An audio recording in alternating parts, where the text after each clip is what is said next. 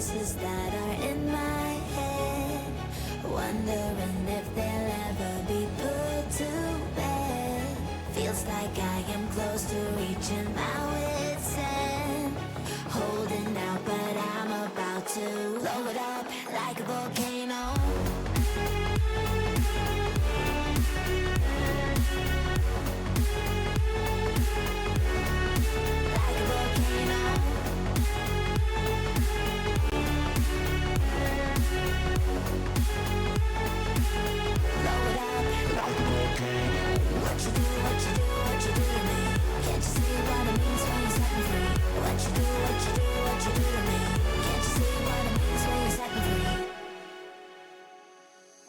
Another day to lose control. There's a fire in my bones. My sight gets blurry, pushing back the tears. Should take a leap of faith and face my fear. I blame it on the voices that are in my head, wondering if they'll ever be put to bed. Feels like I am close to reaching my wit's end, holding out, but I'm about to blow it up like a volcano.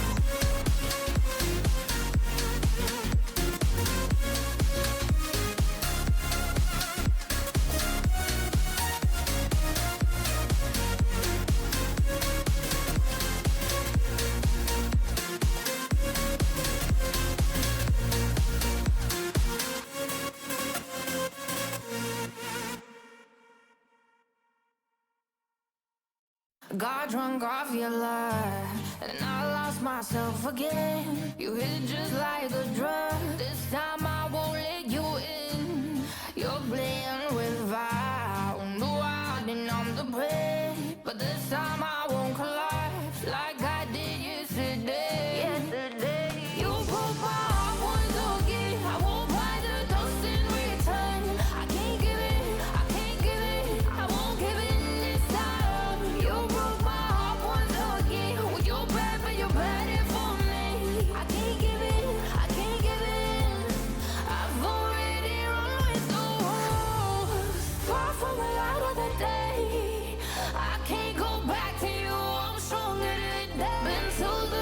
side of the moon. So if you wanna shoot far away, I won't go back to you. I'm stronger, I'm stronger, I'm stronger today.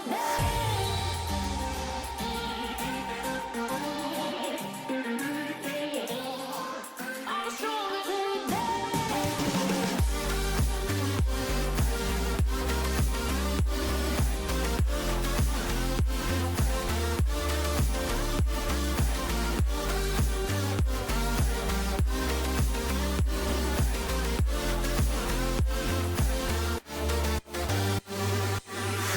Tú tienes la pócima para enloquecerme, pero voy a draw the line.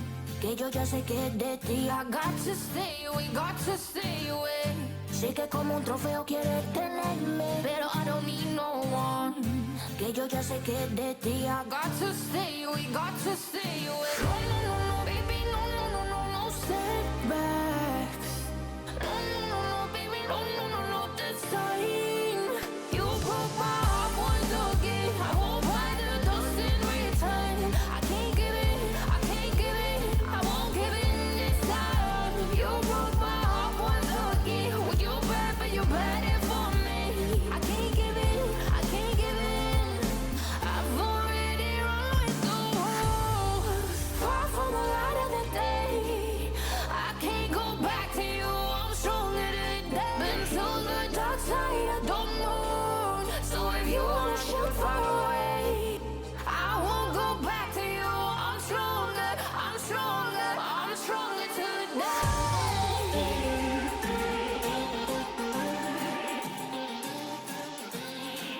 I'm stronger today.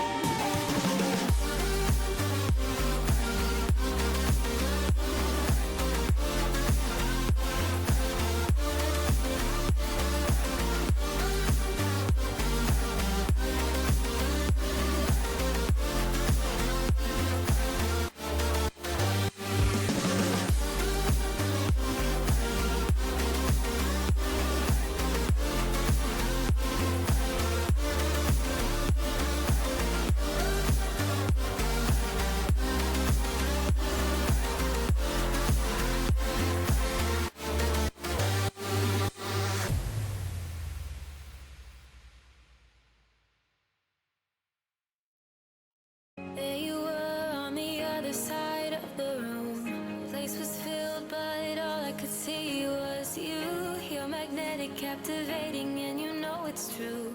Sent a smile and you started to make your way through.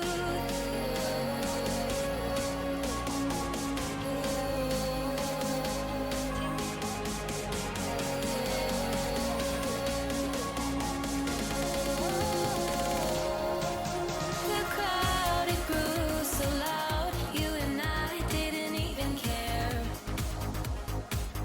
I never wanna get used to the sound you whispering in my ear. I've loved you since I met you. Did I ever tell you that? I tried to push you out, you pull in. I fell hard so fast. There you were on the other side of the room. Place was filled, but all I could see was you. You're magnetic, captivating, and you know it's true. Sent a smile and you started to make your way through.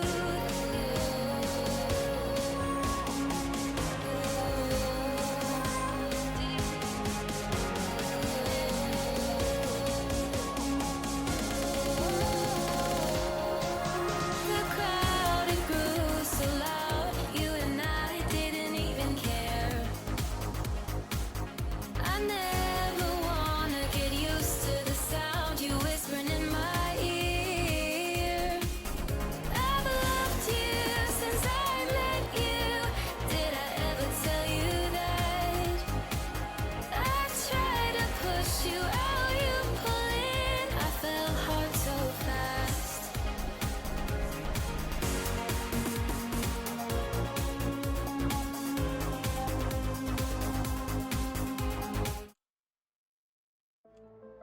Hello everybody, welcome back to the NACE Collegiate Semifinals. I'm super excited to be here. I'm Cool Hands, going to be bringing you tonight's semifinal. Tonight, Not going to be joined by anyone, unfortunately, as we did have a nice cast yesterday with a couple of UBC guys hanging on. Shoutouts to Kinjiki and Jared, but tonight, those guys are going to be stuck playing against Georgia Tech.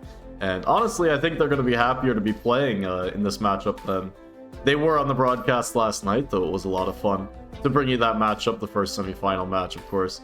University of Toronto Boundless did take down the University of Toronto Benchwarmers in a pretty long series for a 2-0 victory.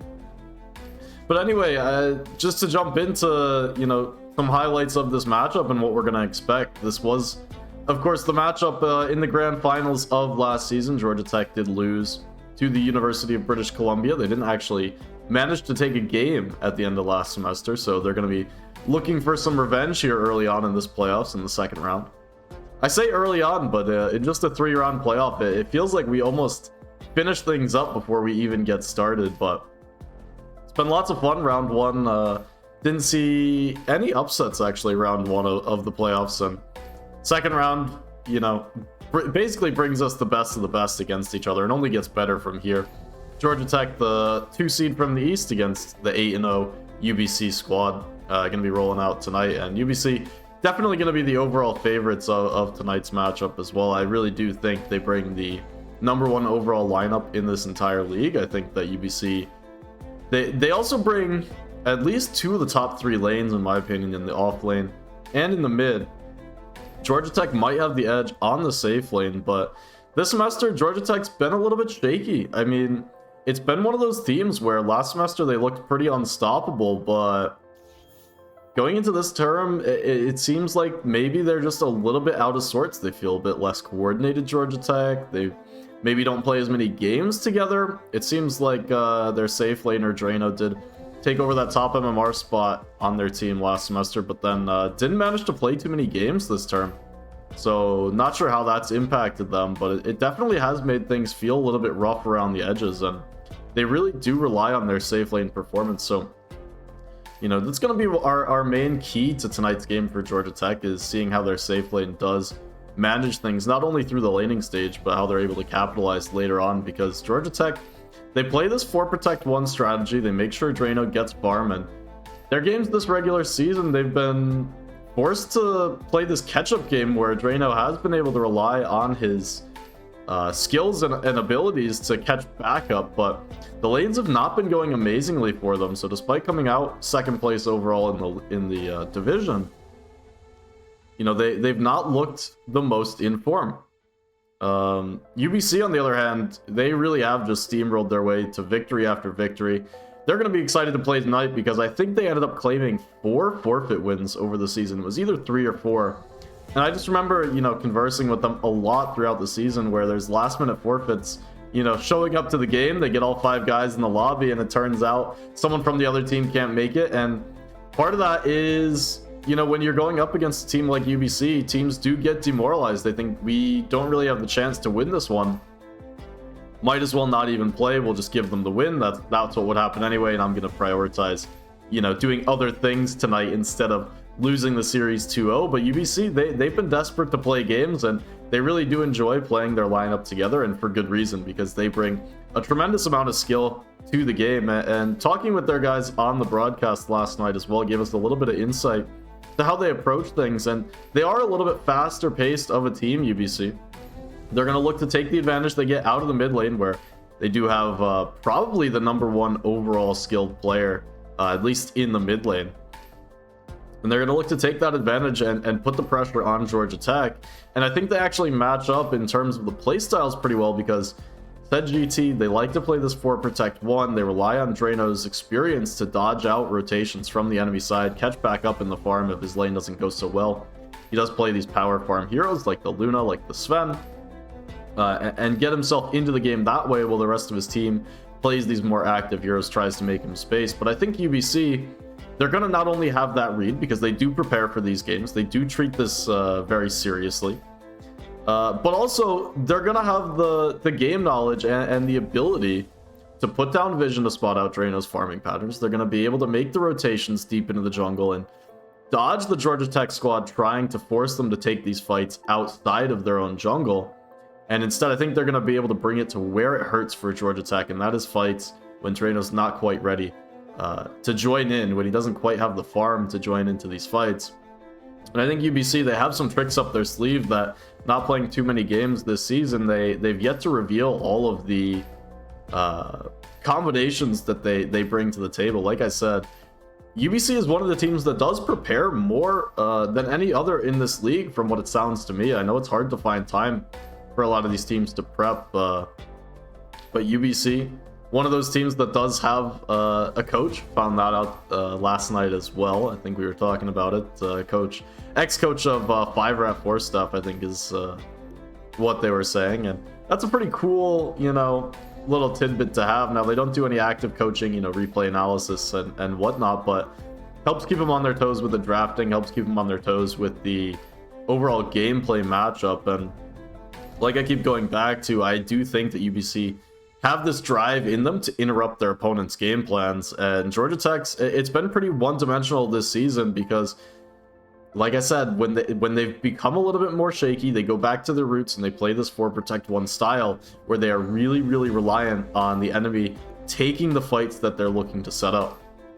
I think if UBC acknowledge that and they recognize that Georgia Tech are trying to force their own style through, it's going to be a hard time for Georgia Tech to force these early skirmishes that they want to buy Drano space. So it's all going to come down to what they're able to do on, these two impact cores that Georgia Tech have in the early game in Cephos and Quali from the mid, and see if they're able to, get active early and take equal engagements. If they're able to do that, they're going to come out with no problem. So don't get me wrong, this series is, not a forgotten conclusion by any means. But I do think that Georgia Tech are coming in on the back foot to start this series off. They're going to have to prove themselves to me in game number 1. And, hopefully we do get to see a 3-game series. I'm always very excited to see Bonus Dota come through. As we are getting the draft underway, it looks like my prediction was wrong. We're going to have Radiant picked up by the University of British Columbia. And they're going to get the overall 2nd pick as well. So it looks like Georgia Tech may be prioritizing the 1st pick. Which, I know talking to the UBC guys last night, it seemed like they put a lot of stock in this overall last pick. They like to give their highest skilled players the opportunity to counter whatever they see in the draft and take over the game that way, where Georgia Tech, they're going to look to take some impact heroes straight away, and we'll see what that hero is meant to be.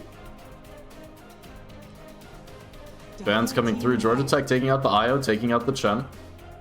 These are two heroes been very popular recently in high-level games, and good reason to take them out. I think the Io has been falling a little bit out of favor, but it's always one of those heroes that if you have a team that plays it, you don't really want to give them it for free.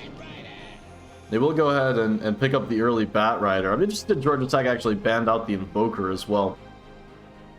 Not sure what that ban is doing in the first phase. That's a surprising one to me, but the draft analysis, unfortunately, not exactly it for me, so I probably won't have a good answer for you.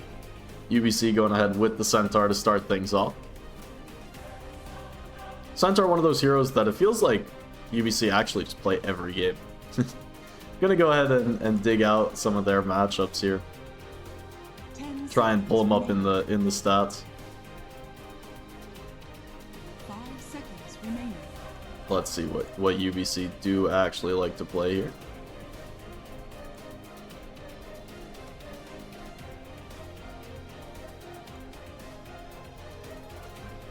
I have to say, it is just such a pain to get the stats filtered. Like, I really need to set this up better so that I just have them all. But what can you do?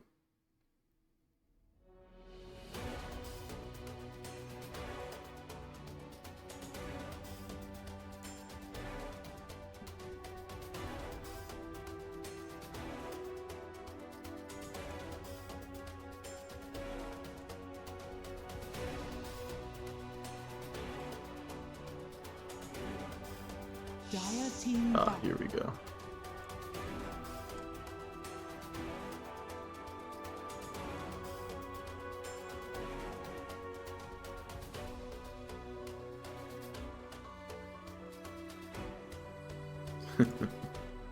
Yeah, it's such a 10 pain. seconds remaining. 5 seconds remaining.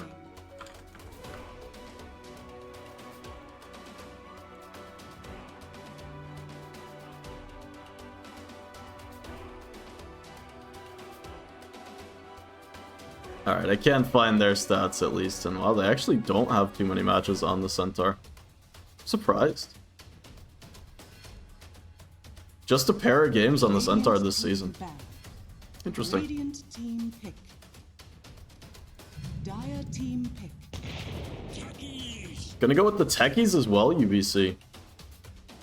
So it looks like that's gonna be their offlane rolling through in the Centaur techies. Lots of magic damage coming out, and lots of pressure that they're gonna be able to put on the Georgia Tech safe lane. And I think this is the key. I was talking about it a little bit in the pre-series, but Drano having a good start will enable him to accelerate in the jungle instead of needing to catch up. And I think that's one of the keys to this Georgia Tech team is getting Drano to have a solid start really will enable their team to play a whole lot faster on Georgia Tech. And UBC, noticing that, they're going to put a lot of magic damage in their off lane. Georgia Tech so far have picked up the Bat Rider and the Abaddon. And I'm kind of interested if they're thinking about making this Abaddon a carry or if they're just going to show both of their supports early on. I'm very much leaning towards this Abaddon being in a core role because I'd be worried about Bat Rider Abba as the support duo. You really do lack that first round of instant stun. Would be just the lasso to work with.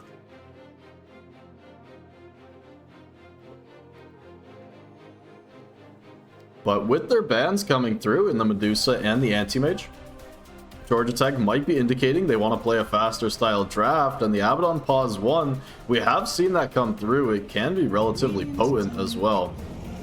Not the hero that I would first put Drano on as, you know, my guess for what he would want to play. But at the same time, Drano has shown to be a very flexible carry. He's shown to have a pretty large hero pool as well. 10 seconds remaining. So if anyone can play a hero that we're not used to seeing, it would be him.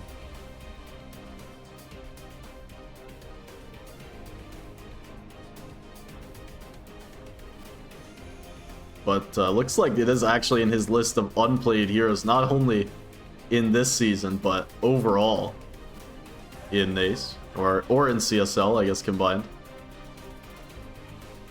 I'm still torn, honestly, whether to call it NACE or CSL. It's both, right? Pretty sure that's how it works. GT did go with the Pango as well, and this is one of the heroes that they do flex between the mid and the off lane. Cephos plays it nicely, and Wally, of course, able to take it to the mid lane as well. UBC a couple of snap picks, and I really like how they've set up their draft so far now with the Venge, with the Void Spirit. Feels very stable. They've got a strong off-lane duo set up in case Georgia Tech do go with one of Drano's more typical carries. So it's steering the Georgia Tech draft away from what they want to do, away from their comfort zone to start things off. In this second phase pick, this 3-4 pick, they get a solid mid laner, which matches up well into the Pango.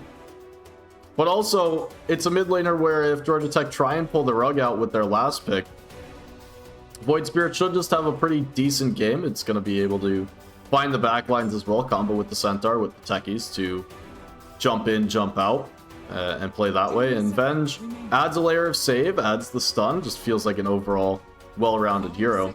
In GT, they did go back to the carry well, grab the Luna for Drano, so very much the typical hero. Seems like the Georgia Tech draft starting to shape up with the Abaddon maybe just going to be a support, which again does slightly worry me. But perhaps the read from Georgia Tech is that UBC are going to be pushing the pace. Like I said, the faster-minded team certainly will be UBC throughout this series. And so if Georgia Tech feel like they're going to be run at the whole game, all of a sudden your Bat Rider Abaddon makes more sense because they'll just be looking to slow the game down. They'll claim that it's a lot harder to push into us. It's a lot harder to take towers, take objectives, and take map space when you have to run into these supports, Abba and Bat Rider, because while they might not have that jump and that first layer of stun. You have to push into Flame Break, you have to push into Aphotic Shield, and deal with this borrowed time, and all the while, Luna's going to be farming in the back, getting big, and trying to take over the game from the back end. UBC banning out offlaners, so similar 10 read seconds remaining. as I have as well, and Georgia Tech see what's left. They do like to play this initiator on Cephos, he's their offlaner on Georgia Tech, and try and find map space that way by playing an aggressive offlaner who can play the game. I see Axe still left in the pool. It's one of those heroes that he does like to play, though the matchup doesn't feel amazing this game, especially not seeing the enemy safe laner. Radiant team pick. And the Slardar, that's a much better way to go in the offlane here, and it does fill that niche. Cephos loves to play this Slardar. You feel like you can take over pretty much any safe lane. He's not going to have the strongest lane partner, see if they throw the Abba in his lane or the Bat Rider. I'd imagine most likely they'll run the Bat Rider just to not have the double melee heroes, but 5 seconds remaining. not the easiest to save, but then again you're against Venge and should be alright. Now select And here's the peel. It's actually going to be a slam peel pick. This doesn't feel like it just wins them the game to me, though the supports really will have a hard time dealing on Georgia Tech. I think Luna's game against PL has become infinitely better with the introduction of the Shard, because later on in the game, the Moonglaves doing that damage in your area, not only reducing your own damage, but also dealing a very, very significant portion of your right-click damage, means that you can not only clear out the PL illusions, but you can also identify the real one quickly on Luna, which is something that you were never really able to do in clearing through the illusions, because the glaives just would bounce too many times, and hard to tell which glaives bounced and lost damage versus hidden illusion and lost damage, and had to deal with that. But 5 seconds the PL does do one thing for the UBC draft, and that is it comes online quick. You get 1 or 2 items, and all of a sudden this PL is in your face, ready to go. And he'll be doing just that. Aghanim Scepter, Manta, probably not even requiring the Diffusal Blade this game with how much control UBC do bring to the table. And that should serve to just accelerate his game even faster, as UBC will look to put the pedal to the metal in this one. I think they've got a good draft to do it as well. Sentinel should have a good time in the mid, Void Spirit against Pango, and he'll be happy. I think that there's a lot of potential for the UBC offlane as well to deal tons of damage to Luna. I think one misstep from the Abaddon, missed the Aphotic Shield or use it, incorrectly, prematurely, and you can just have Hoof Stomp Double Edge Blast Off, and your carry is no more. It's no joke the amount of damage that comes out of that lane come, level 3, especially, level 3 on the techies. You get the second point into really either the Q or the Blast Off. And either way, you deal an overwhelming amount of damage. So I think draft edge here has to go to UBC for me. I think the Georgia Tech support's just a little bit weak here. Do have that early defensive edge, but not my biggest, or I'm not the biggest fan of seeing them go on the defensive so early, and that's how it feels to me, is that they're prepare for putting themselves in the hole before it began with 2 supports that really will struggle to make moves and find pickoffs around the map. It puts a lot of pressure on this offlane, on Cephos, onto the Pango as well, because they'll need to be the ones always setting up fights. You're not going to find jumps with the support. Not going to find anything, really doing there. And I think UBC have kind of forced Georgia Tech's hand with this draft. They did a very nice job through the first phase, taking them out of their comfort zone a little bit. Ended up very solid in this last pick. PL has the opportunity to thrive in this game number 1.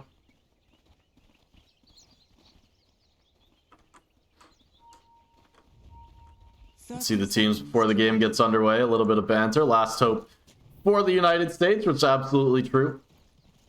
That's even true going into tonight, but with the University of Toronto having both other semifinal spots, University of British Columbia here in the semifinals, would give us a Canada-Canada playoff. UBC historically has been one of the premier programs in this league. Last season was no exception. The battle begins. Georgia Tech smoke up, not going to catch him off guard. Sentinel nearly overstepped his bounds, but will be just fine. And Rune's going to end up going... Well, they should go 2 for 2 as Centaur are able to grab the last one remaining in the mid lane. The game will get underway on even footing.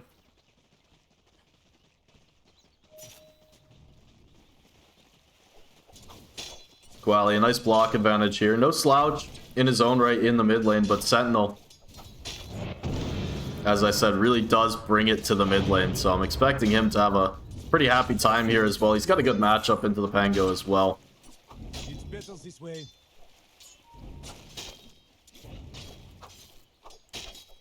Still, I think this matchup is more, 55-45. I think Void Spirit just doesn't feel a lot of pressure into this lane.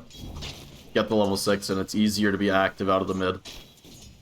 The Astral Step just giving you a bit more play than the level 1 Rolling Thunder. Need to bring a little bit extra in terms of the rotation or, make some TP play instead of just running from the mid lane.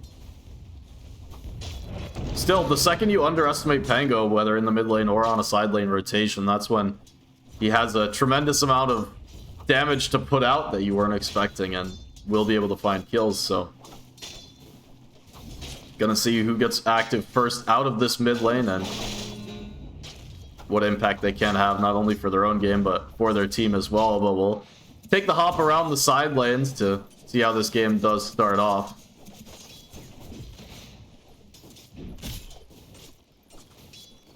Drano on his patented Luna. This is one of his favorite heroes to play, the Luna. Really does just fit the style of catch back up in the jungle, even if you do come from behind. And he'll be looking to leave this lane earlier than later against Centaur and the Techies, because this is just not a happy place to be once a couple of levels come through for this Radiant side. Still, Jim Abraham on the Abbot, looking to keep him safe and doing a good job of it so far. Drano 8 and 5 denies on the first couple of waves. We're just 2 minutes in. This is 5 denies for the Luna. So a great start for Drano here so far in this early laning phase. Looking down bottom as well, this is the last pick PL, so Requiem gonna look to get off to a good start on the Phantom Lancer. Is playing into the Slardar, so not the easiest Has been killed. early on. Now that the bash is up, Venge in a little bit of trouble. Going to be caught by the Crush as well. Flame Break to drag out of the tower, but able to retreat, get into that bonus armor, bonus regen aura from the tower. But the first Lotus coming through looks like it will belong to Georgia Tech, as Cephos in good position there. And it's very light on the regen down bottom, actually, for UBC. Looks like the courier's coming out already, but far away. So down to just one Tango down here, actually. That's a big deal. If Cephos is able to get aggressive again, could really burn the resources here from UBC. And we can see in the lane position. I mean, look where Cephos is able to farm. Got the Lotus all but for free as well. Still, PL farming nicely. 13 CS to his name. They're going to go forward looking for Venge, though, and Kurt, with the Blood Grenade, slows him down. Pause 5 PMA, in some trouble. Blood Grenade of his own, trying to turn things around, but Cephos, with the Crush, finds the first blood. One more hit for the bash, but doesn't have the hit onto PL. Still first blood for Georgia Tech. It's going to be a nice start for them in this offlane. Checking back in on the mid. 21 for 5 on the Void Spirit against 16 and 1 on Quali's Pangolier. Sentinel taking a couple of points of damage here, but it's the mid lane. It's 4 minutes. There's going to be more runes spawning up. So second we came to the mid lane, watched him miss a couple of CS, but that's okay. No one was watching, I promise. But no, the mid lane here, 4 minutes in now with the water runes spawning up. No real pressure getting applied. This top lane is really where I want to spend most of my attention, because I really do believe now that level 3 has come online for the UBC off lane that one misstep from these Georgia Tech heroes and you have Blast off into Stomp and somehow that mind attaches to the Luna. Couple of tangos here, and Jim Abraham, this is a very nice adaptation, I think. So he snipes a courier. Kinjiki, a little bit lazy there. But 2 points in the miscoils. He's going to get blasted off. Now the stomp, taking some damage, has the wand, but not enough to survive. Still, I really do like the build on the Abbot, the extra points in the miscoil, healing up the Luna because he knows the Aphotic Shield. Not going to be the most potent in this lane. Instead, having the heals coming through enables Luna's game. And despite going down there, as Drano now starting to get run underneath the tower, the TP comes through, and Drano doesn't even miss a CS in the meantime. This down bottom, Cephos finds another kill. It's actually Kurt. Had the killing blow on the bat ride.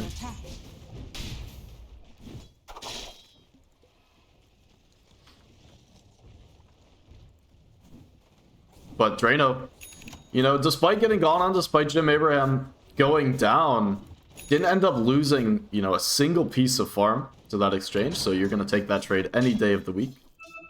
So the rotation for the 6-minute runes coming up. Sentinel takes out the bottom slot. He's not going to find the rune, but he thought about going on to the bat right, and now going to clip him with the remnant. Kurt trying to run away. Actually commits the second jump forward. Now Kurt gonna try and turn it around as the Firefly. Sentinel just gonna need the TP, trying to get out. Looks like he might not even make it. He burns down. No roll required, though will be committed from Koali. Very ambitious play there from Sentinel, going in with the second jump because he didn't have the damage at all to take down the Batrider. Third kill for Georgia Tech here early on into this game. So they're going to be ecstatic about how this is shaping up early on. It does feel like all three lanes having some, you know, minor to major success for Georgia Tech.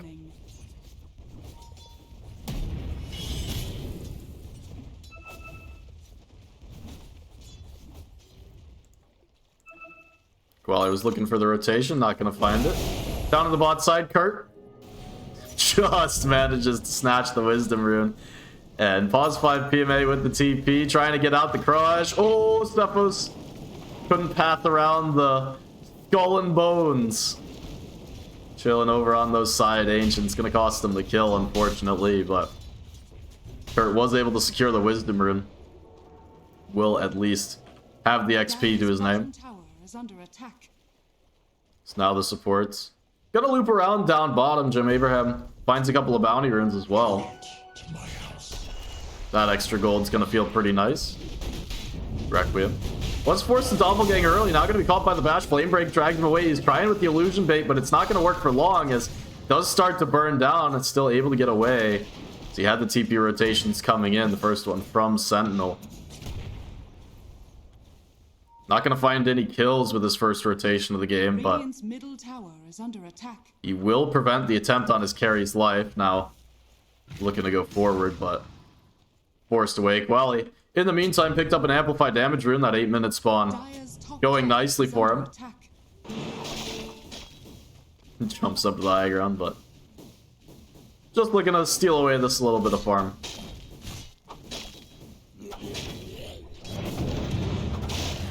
Oh, he left the tier 1 token behind. That's a little bit awkward. Jim Abraham will go back for that one.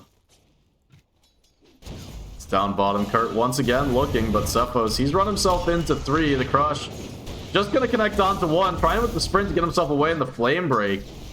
It's going to be a bigger deal. Holds him back. Requiem wanted the doppel forward, but it's such a hard find. Cephos does have that sprint. Just level 1 in the Guardian sprint, but on top of the phase boots, you can already see how difficult it is to run down this Slardar hero. In the meantime, before we switch over to the net worth, just take a look at Drano's CS up to 64 as he's escaped his way into the jungle already. Trading off that top spot with Mr. Lizard on the Centaur, who likewise has had a free time in the top lane now that Luna has left the lane in favor of that jungle. Radiant are scanning. Mr. Lizard, we'll see what the build-up decides to be. Looks like he's going for an early blade mail. Which, this is one of the items that Luna surprisingly doesn't like to deal with. You generally think of Luna as this hero with, oh yeah, you get the early Satanic. You know, it's not such a big deal. You have BKB as well. Like, who really cares?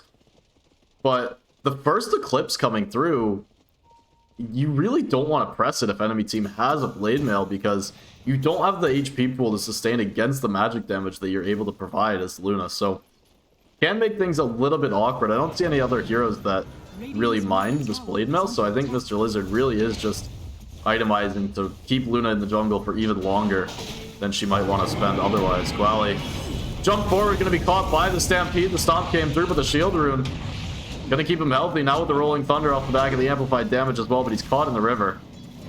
Bouncing around, and at the end of the day, we'll see 7 heroes in the mid lane, and all of them just gonna be forced to walk away. Nothing doing. 3-1 here, 10.5 minutes into game number 1. Georgia Tech with the slightest of leads, but still a lot of Dota upcoming.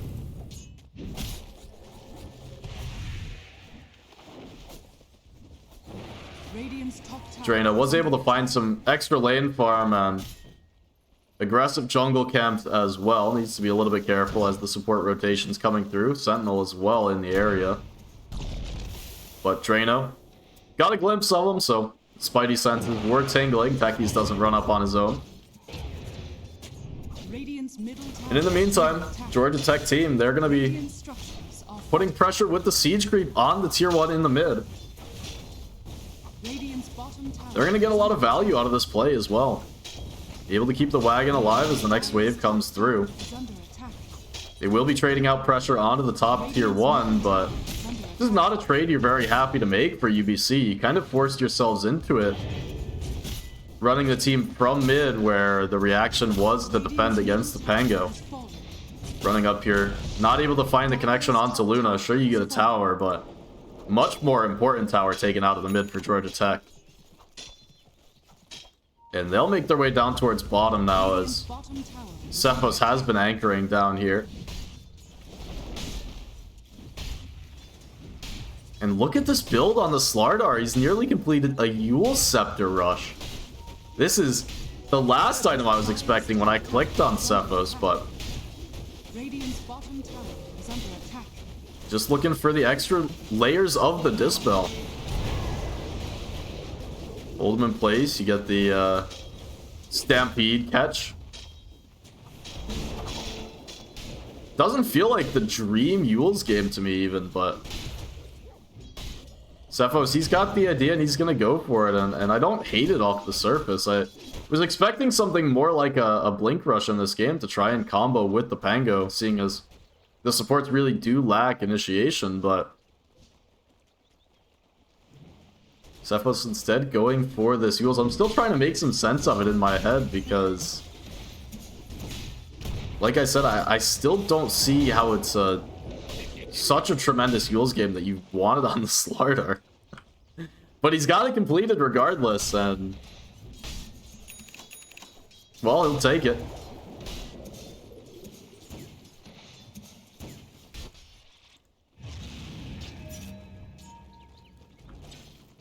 Sentinel starting to take up some of these triangle camps, but Jim Abraham scouts him out nicely. Quali in the area as well can look to try and snipe some of these stacks away. Taking the camps just like their snacks. Still find the hard camp. Ancients are a bit out of reach for the time being. Drano, Mask of Madness, most of the way to the Manta style already. Is look at the net worth on the Luna all of a sudden. She's been in the jungle for a couple of minutes. 7.3k here, 13, nearly 14 minutes in. This is a wealthy, wealthy position 1 here. This stage of the game.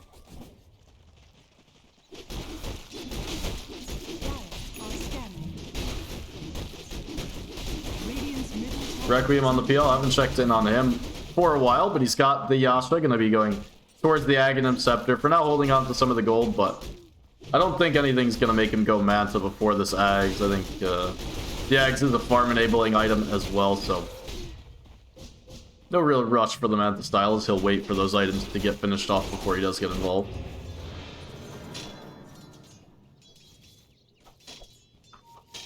In the mid, Quali Diffusal Blade was completed. Headed towards a blink of his own, and that will really be go time. And I think with this blink coming out about 1,000 gold for the Pango, Luna will be pretty ready to get involved as well. I know it's just the Manta, but From such a position of strength, Drano will be looking to flex down some towers. And it's a blink on Kurt already on the Batrider. So lasso play is available. See if they're not able to find some heroes to take advantage of.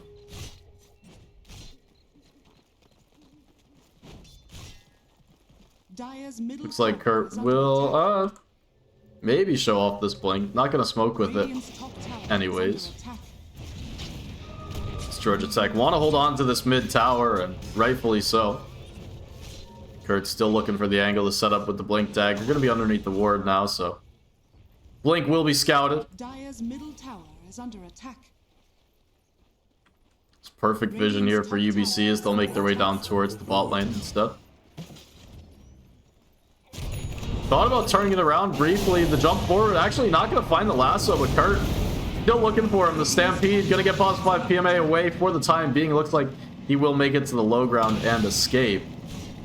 Well, he did commit that Rolling Thunder and no blink to work with yet on the Pango, so not going to be connecting forward onto anyone. Was on the dregs of the Arcane Rune, so going to be up in just about 50 seconds. That'll actually coincide nicely with his blink timing. So despite not connecting on the roll there, they will end up with a tower, Georgia Tech.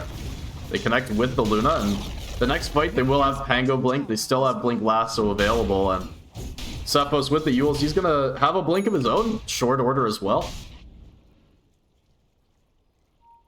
And we're still 3-1 here, 16.5 minutes in. Georgia Tech have opened up a 5,000 gold lead as UBC have been forced to play super reactionary this game.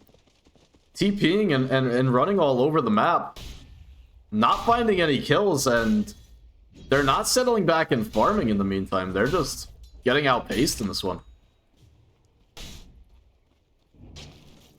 I said Georgia Tech, they like to play around this mid and off lane to keep themselves active, make space for Drano. Well, they've stepped up this game, and they've done themselves one better. They've just played the map better and better than UBC, and the second I say that, Mr. Lizard down in the bot lane will get himself caught out. Eclipse into the blade mail. Talked about the combo. Mr. Lizard does take him down. Drano this time out a bit too far. He'll go down. That's a pretty big kill to give away. Luna, by far, highest net worth hero in the game. Sentinel up top, not going to be bashed down. Cephos just had the blink delivered.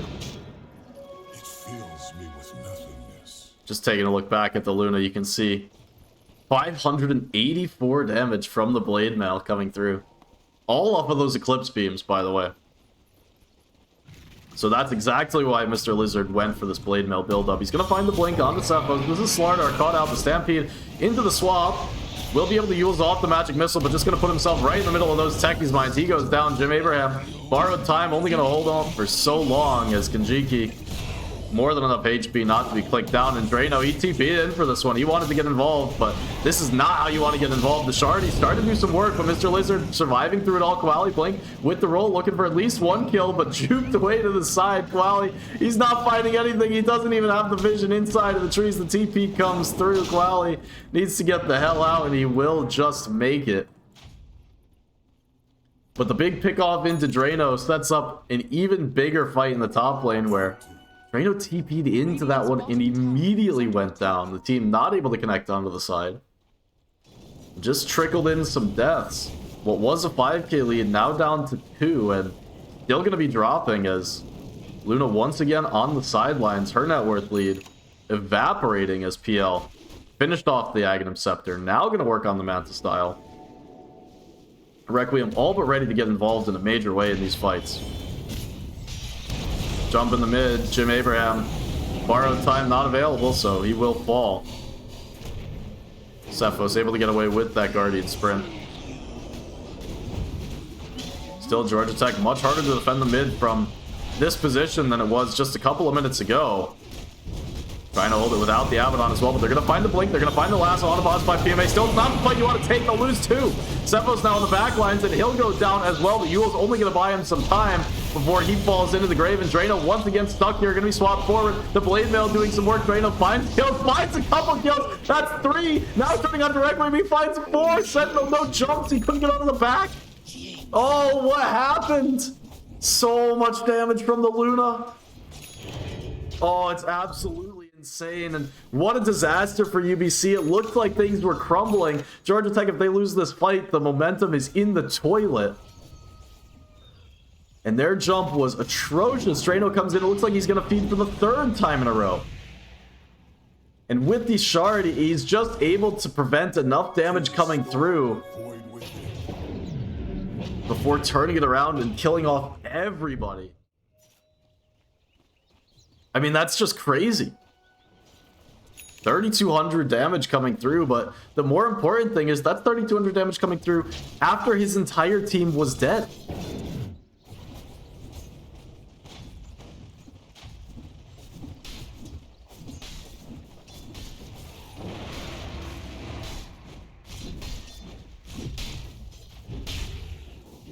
"21 minutes in, we've already had a pretty back and forth affair, and now Georgia Tech looking to set up for the Roshan. Made his way down bottom, and with the Corrosive Haze, Georgia Tech going to be happy enough to take this one early. UBC in the area, starting to set up, but it looks like maybe just a bit too slow. Scan will connect, and Jim Abraham up on the high ground. They're actually dragging themselves out of the pit, Georgia Tech, not wanting to finish off this Roshan. Instead, gonna drop the Rolling Thunder. It's gonna miss from Koali. He's looking for Boss 5 PMA, and maybe this is exactly the kill you want to find on the Venge. Not gonna have a swap to work with.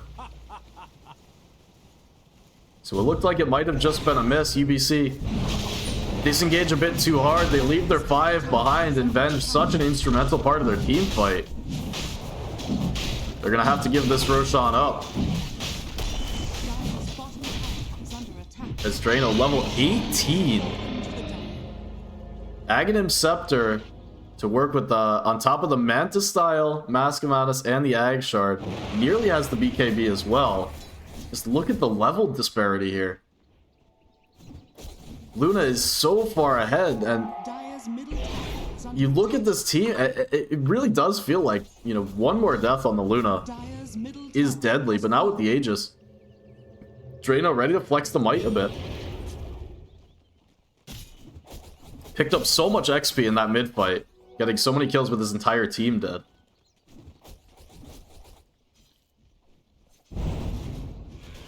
Just about the worst shard picked up from that Tormentor, by the way, Georgia Tech. They did retreat and take it without the Luna. And Kurt, he's not going to be doing too much right-clicking this game, but the extra 1,400 net worth will make him feel a little bit better in terms of the stat line. Has the Force Staff ready, and every time I see the support Batrider, reminds me of how far Dota's come as a game, because this build is honestly something you would have seen out of a Position 3 Batrider many years ago. Some, 5 years ago. Blink Force Staff into, some other item. It's a very realistic build for Position 3 Batrider. Back when that was the flavor of the year, really. But nowadays, supports so much extra gold to work with that you really don't need this Bat Hero to take up your farm priority. You get those items regardless, and the extension items have never felt amazing on Batrider, so players nowadays just taking advantage of the fact that you don't need more on this hero. Get the entire power of the kit without any of the cost. Kurt is hunting. Won't be doing the finding though, as Requiem was escaped off to the side and Sentinel clears out the mid before backing off himself. Radiant's top tower is under attack. Haste rune grabbed.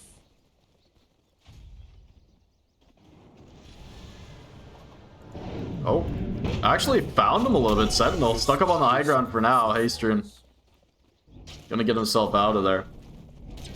Put himself in a bit of an awkward position, Sentinel did, but the end of the day, just wasting a little bit of Georgia Tech's time with the Aegis. Gonna run straight into Drano, actually, just being annoying with the Remnant on the back end of that haste rune. Knows he's got more Remnants coming up, so plays himself out of there. Mr. Lizard, Eternal Shroud up on top of the Blink Dagger. Going for the Aghanim Shard next, before going back for the Shiva's Guard. Shiva's going to be very, very nice this game once it does come through, not only against the Luna, but the Abaddon heals get diminished, and you even do slow down the Slardar who wants to sit on top of you, so Radiant's bottom tower be looking is for under Mr. attack. Lizard's farm to get prioritized a bit as the Shivas gets work done.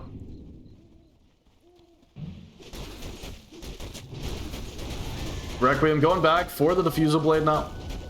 Radiant's bottom tower has It's in the bot lane. The tier 2 tower will fall. There's no need to contest that one if you're UBC. Just a minute and a half left on the Aegis as Drano does work on these outer tier towers. Crystal is delivered to himself. See what Drano decides if he goes for the full Conda, if he goes for the Daedalus, or if he's just going to wait out for the Chrysalis for now.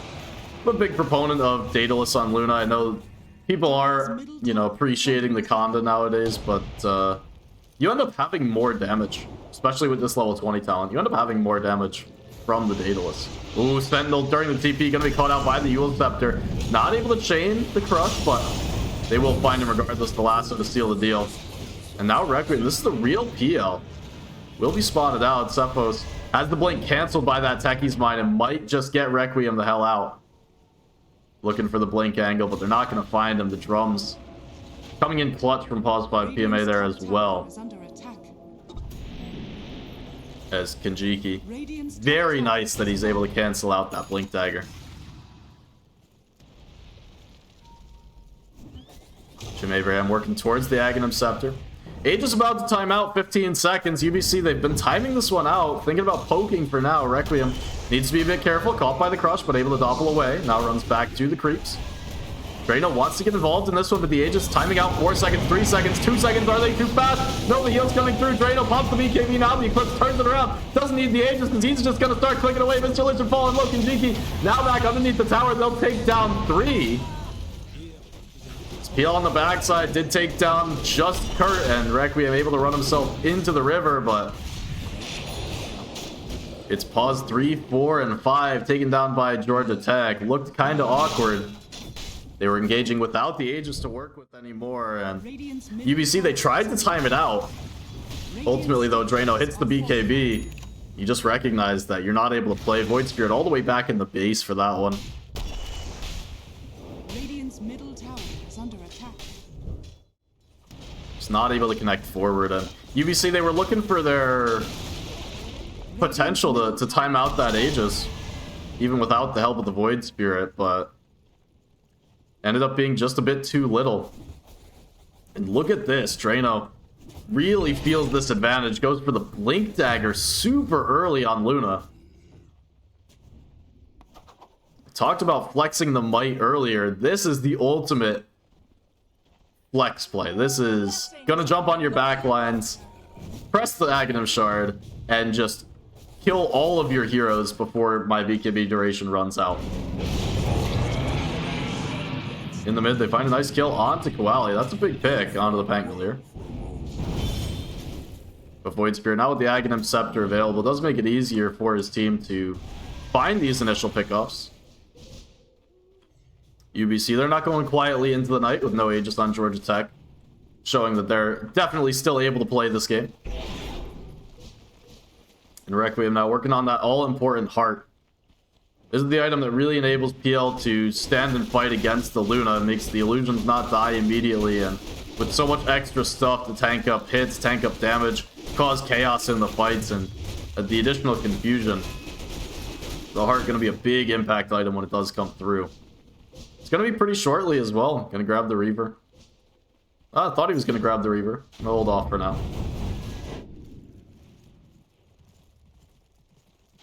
Taking a look back at these Georgia Tech supports, though the Aghanim Scepter so close for Jim Abraham. Over on Kurt, the drums are ready.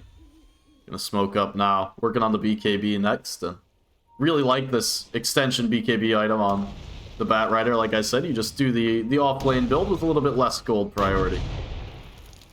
But it's going to help him secure these heroes, and with the Aghanims coming through from the Void Spirit, make sure you don't get silenced randomly when you're going for this lasso play.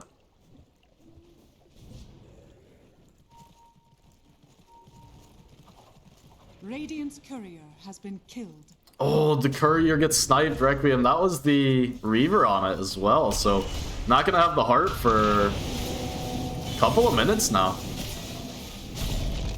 Tormentor gets taken down as, yeah, 2.5 minutes on the courier for Requiem. Lag coming through from Bat. Lag's coming through for me as well. I do apologize there.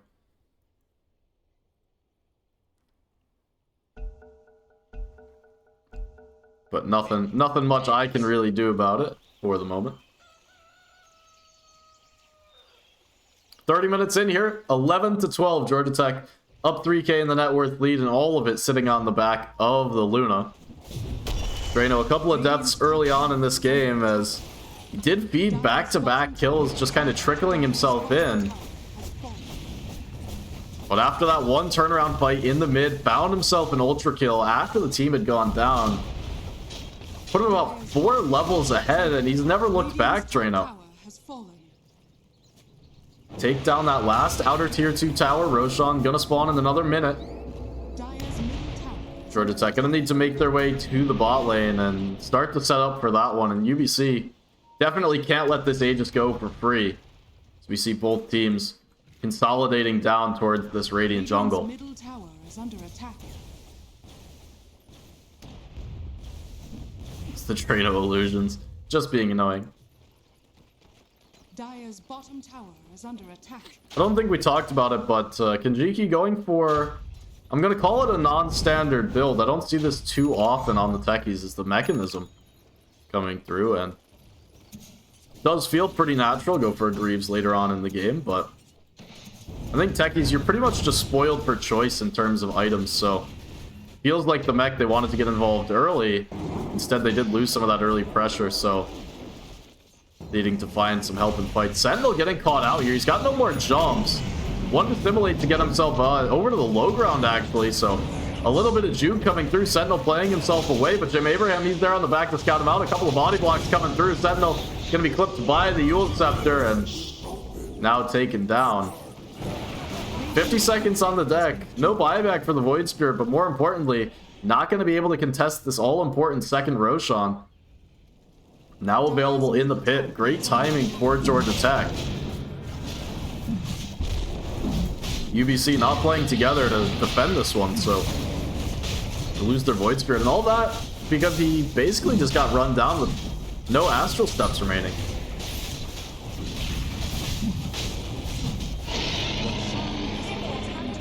Second Roshan comes out. The Roshan's banner. Didn't actually see who took it. Well, it's there in the mid lane. Placed down immediately, so you can see how Georgia Tech are feeling about this game. They want to get a lot out of the second Aegis, and with no outer tier 2 towers remaining, I think we all can guess where they're going to be headed. Drano with the blink, able to replace the boots for this Aegis of the Immortal. And Georgia Tech taking the disciplined approach. They're going to get the lanes out before making anything happen. Requiem, in the meantime, his courier has respawned, so the heart has been acquired for the Phantom Lancer. Still, it's been a struggle for Requiem to get involved. He's 2-1-6, but recent time, just not really felt the PL's impact in these fights. Generally, you want to see PL poking from the edge of the fights before they do get kicked off, and that's one of the things that I really do appreciate about this Luna Blink build being so early, is it's really not allowing UBC to play these pokey fights. Instead, forces them to commit straight away. And while we are working on this pause, gonna see if I can't fix my game a little bit. Why not? See if this is helpful at all, because I'm starting to get the lag just a little bit. as maybe that'll help. I'm not too sure.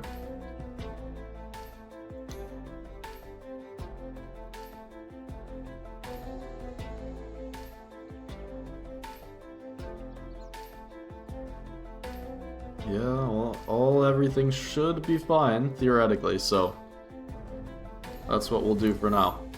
And hopefully that makes things a little bit better.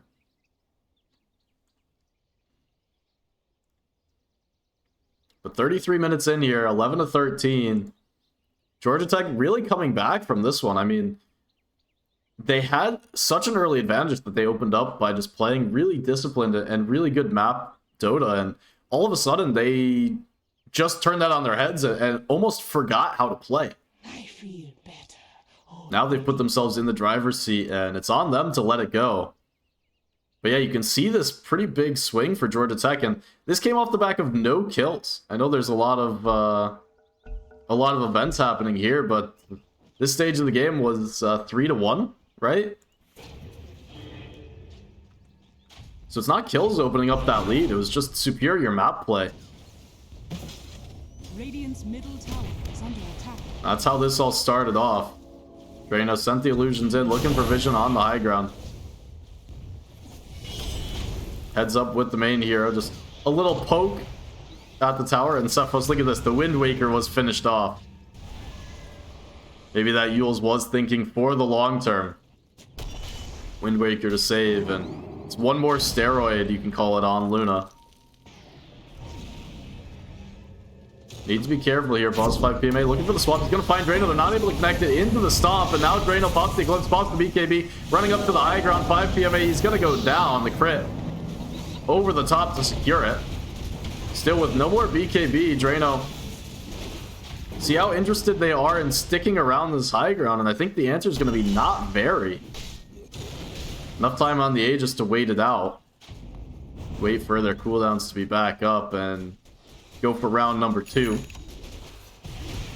Always do have to be careful playing against a Vengeful Spirit. Don't want to get swapped up onto the high ground like that, and it was just a missed connection. Keeps Drano from being chained into the Centaur Stomp. Could have just burned out the Aegis there, potentially.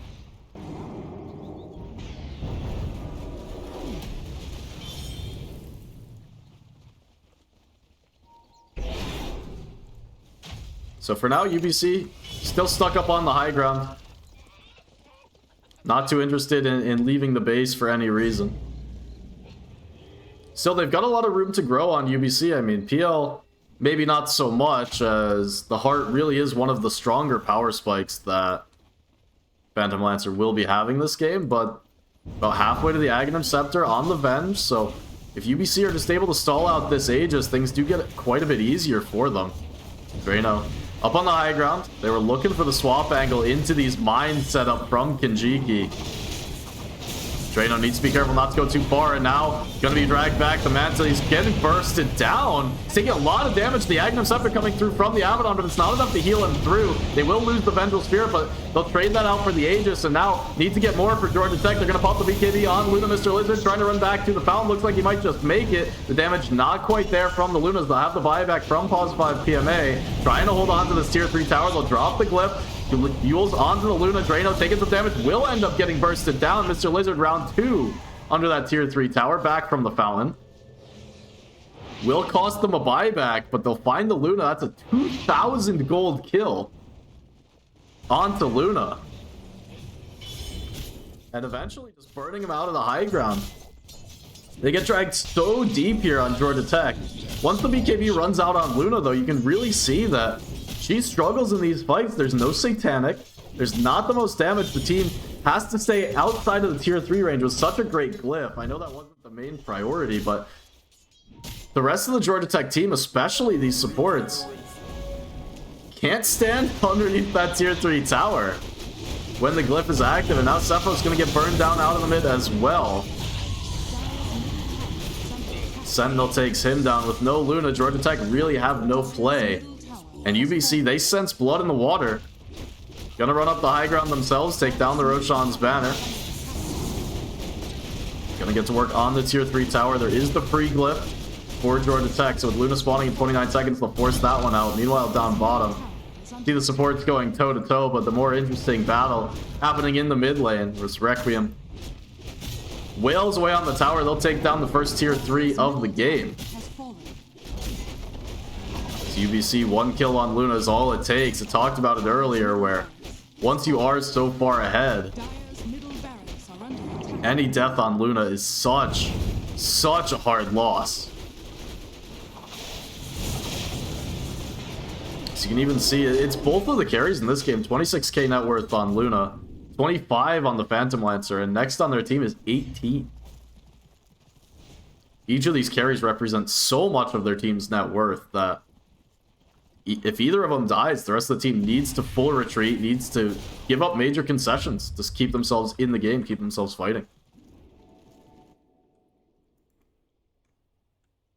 Shield Rune spawns right in front of Georgia Tech as they'll smoke up as 4. Jim Abraham, we saw the Aghanim Scepter picked up, going for the refresher immediately afterwards, but doesn't seem to be doing enough in these fights. UBC, they are a chip team, but you've got a couple of sources of very low damage. It's Kanjiki. A couple of blinks on top of him, one beam executes him over the top. But they are a whittling team, but some of the damage coming underneath the threshold of this Aghanim Scepter. And on the flip side, some of the burst simply comes too quick. Between the Centaur, between the Void Spirit, and the Techies. Radiant's top tower is under attack. Drano, round 2 on the racks. They had the Techies kill. So they'll take down the tier 3, and with the reset glyph, Georgia Tech, they don't want to hang around on the high ground. They're gonna respect this swap play, and just able to take that tier 3 because UBC a little bit slow getting back into position, not expecting Georgia Tech to run straight up the high ground like they did.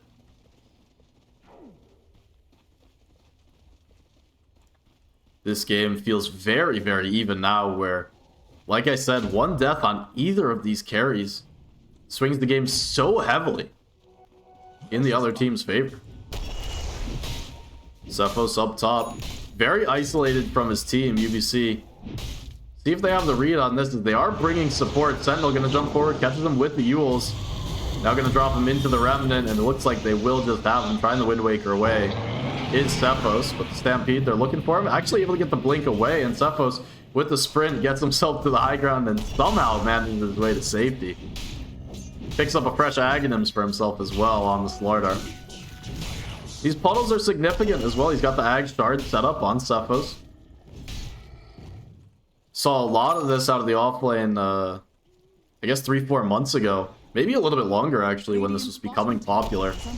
This Ag Shard idea. Pretty good against the PL. You get the Corrosive Haze on all of the illusions, and Luna doing so much physical damage that tear through him even that much easier. More importantly, you can get the Corrosive Haze on the real PL with that first round of the jump, and Drano, you apply the physical damage on the Lucent Beam as well, so you have the poke on top of the Haze.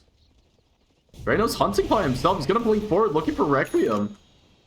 Takes him down to about half, but no more, and Drano was nearly a bluff play. I mean, he's in, but his team not that close behind. Now they're going to try and set up with the Rolling Thunder. Still not able to find, and it's Mr. Lizard, the only hero, sweating it out on the back for UBC, but for now inside of the trees.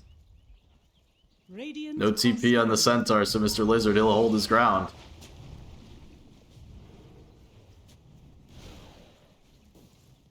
Really was a psychopath play there from Drano.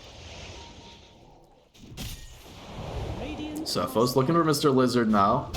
Playing down bottom, setting up for the Roshan. They'll find the first go on to Centaur, but things gonna kick off after Drano. Drano BKB and turns around. Exactly has enough HP to survive through that first layer, and Swap not gonna do much as the UBC side just crumbled to the side. Requiem again not able to get involved, and Cephos slams the door on Sentinel as well. That's 4 kills.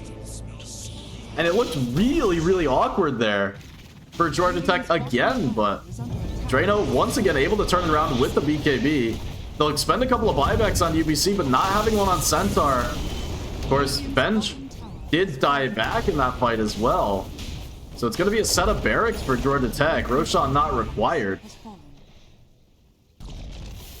He's thinking about going for the mid lane as well. They don't have creeps for this one, but Drano ready to walk himself up the high ground. Doesn't have the BKB, but he knows with no swap play, he's a lot safer than when this Vengeful Spirit is alive. Techies setting up the mines all outside of the tier 4 tower, but Drano not going to let himself get baited this time. Focuses on the Raxes. We'll take him down. Mid set goes down. It's just the top barracks remaining. Still the glyph held on to for UBC. So Georgia Tech will back it off with 2 barracks advantage. Just taking a look at how we got here that last fight. Cephos, it feels almost like he overextends the jump forward onto Centaur, but the fight structure is just not there. The swap comes in really late from 5 PMA just because he's not there in time. He's looking for the save, but by the time he finds the angle, basically his entire team was out of position. It's so hard to pick one hero to get out of there. And we've seen UBC find success with the aggressive swaps, but the defensive swap, it feels almost like if they need to swap defensively in a team fight, things have already gone beyond the pale for them, and that's how it gets lost. Roshan number 3. Once again, into the hands of the Luna. The Refresher Shard picked up by Jim Abraham. Has the Holy Locket now to amplify the healing even more, and 2 rounds of the borrowed time with that Aghanim Scepter. Gonna make this next high ground push, and potentially this last high ground push, feel so much nicer for them. Jim Abraham really can just pop the borrowed time, run through all the mines to clear him out, do it all over again while Drano focuses on the buildings behind it. It's gonna be hard for UBC to contest a play like that, as Georgia Tech, they're already up on the high ground. Gonna run through, they find the jump forward on attack, he's looking at the damage come through, that nearly kills the Slimer, he won't quite go down, and now they're finding kills off to the start, a couple of diebacks already, and it's PL trying to run away down to half HP, looking for Koali, but he'll just be jumped back, and he's gonna try and run back to the fountain, actually with the Stampede, able to get away, and the damage coming through. The Centaur holds the line. Is Drano now going to turn his attention towards the Rags? Is caught down by the double edge. Will be respawning off of that Aegis, and now Mr. Lizard caught in the middle of it all. Another double edge trying to run himself away. They have the Venge, the swap not going to be used, but the BKB from Drano going to turn on to Mr. Lizard. He'll take him down. 3 heroes dead, no buyback.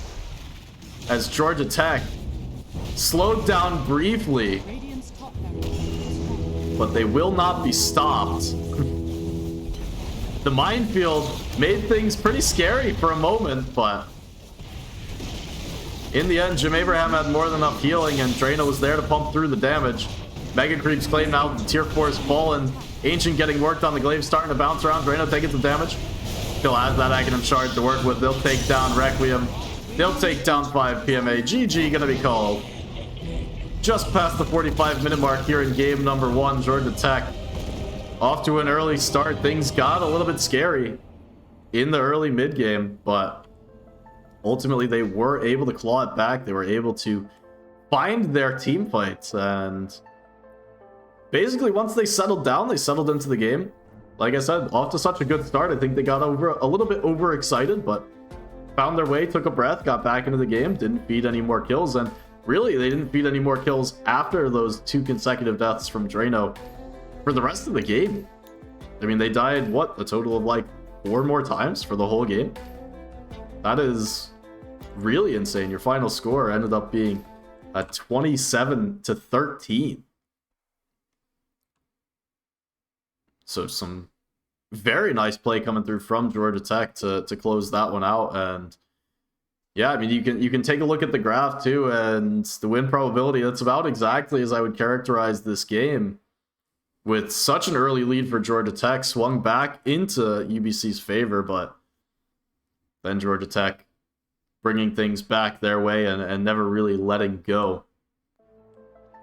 So a great game number 1 for them, and they're out for revenge. They're looking to get back into this one. Remember last season, overall grand finals, they did lose it, and they weren't able to take a single game in that series. So Georgia Tech, they're out for blood. I said they've looked shaky all season, but game 1 was anything but shaky. So stick around. We'll have game number 2 up in just a couple, but for now, we'll throw it to a quick break. We'll see you guys back in a few with Game 2, Georgia Tech versus the University of British Columbia.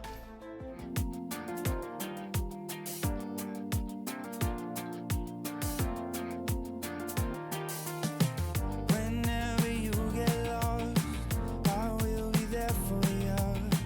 I'll pick you up when you are down, down. I will hold on tight and I will make it right. Forever I will be right by your side. Oh, I'll never let you down. All my life I will be there for you. Ooh, I'll always be around when you need someone to carry you. If you're looking for someone to hold, I'll be there to pull you close. Oh, I'll never let you down. All my life I will be there for you. Yeah.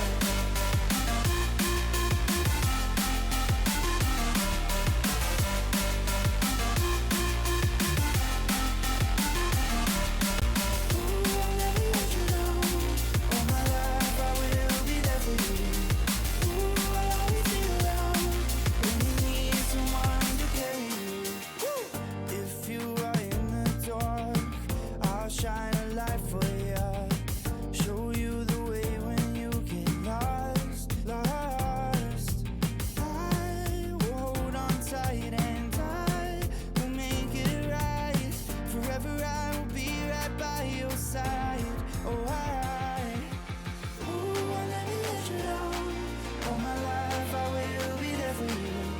Ooh, I'll always be around when you need someone to carry you.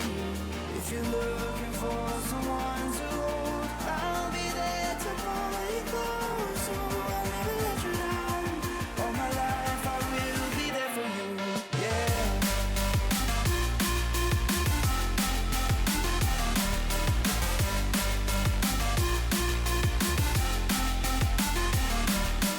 Ooh, I'll never let you down. All my life I will be there for you. Ooh, I'll always be around when you need someone to carry you. Whenever you need my love, need my love. Whenever you need my love, need my love. Whenever you need my love, need my love. Whenever you need my love, need my love. Ooh, I'll never let you down. All my life I will be there for you. Ooh, I'll always be around when you need someone to carry you. If you're looking for someone to hold, I'll be there to pull you close. Ooh, I'll never let you down. All my life I will be there for you.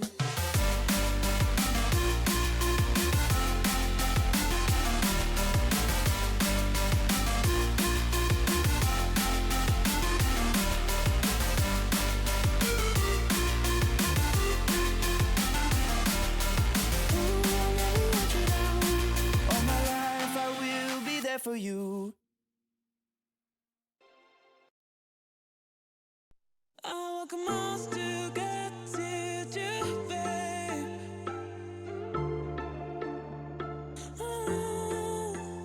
But I don't know why I can't see you there.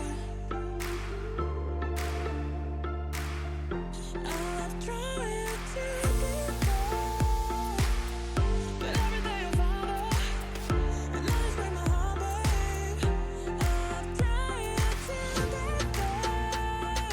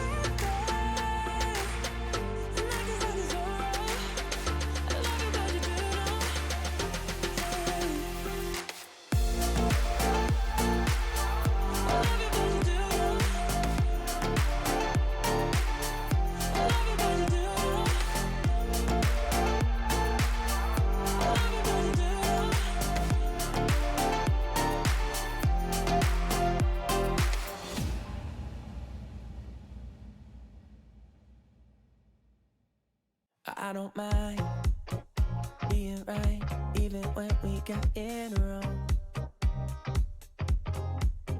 I kinda like making it up as we go.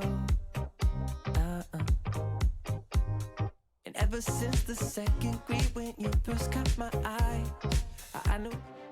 All right, we're hopping straight back into the draft for game number 2. As you can see, already underway. Neither of these teams interested in taking too long of a break. Wanted to get things started straight away, and understandably so. We had the UBC guys on last night, and on the broadcast they talked about after, you know, a hard loss, it's good to get up, you know, get the blood flowing, get out of the chair for a bit, and you know, really just get yourself mentally back into shape. But I think they had a lot of time in that last game to kind of understand the state of affairs and how things were going.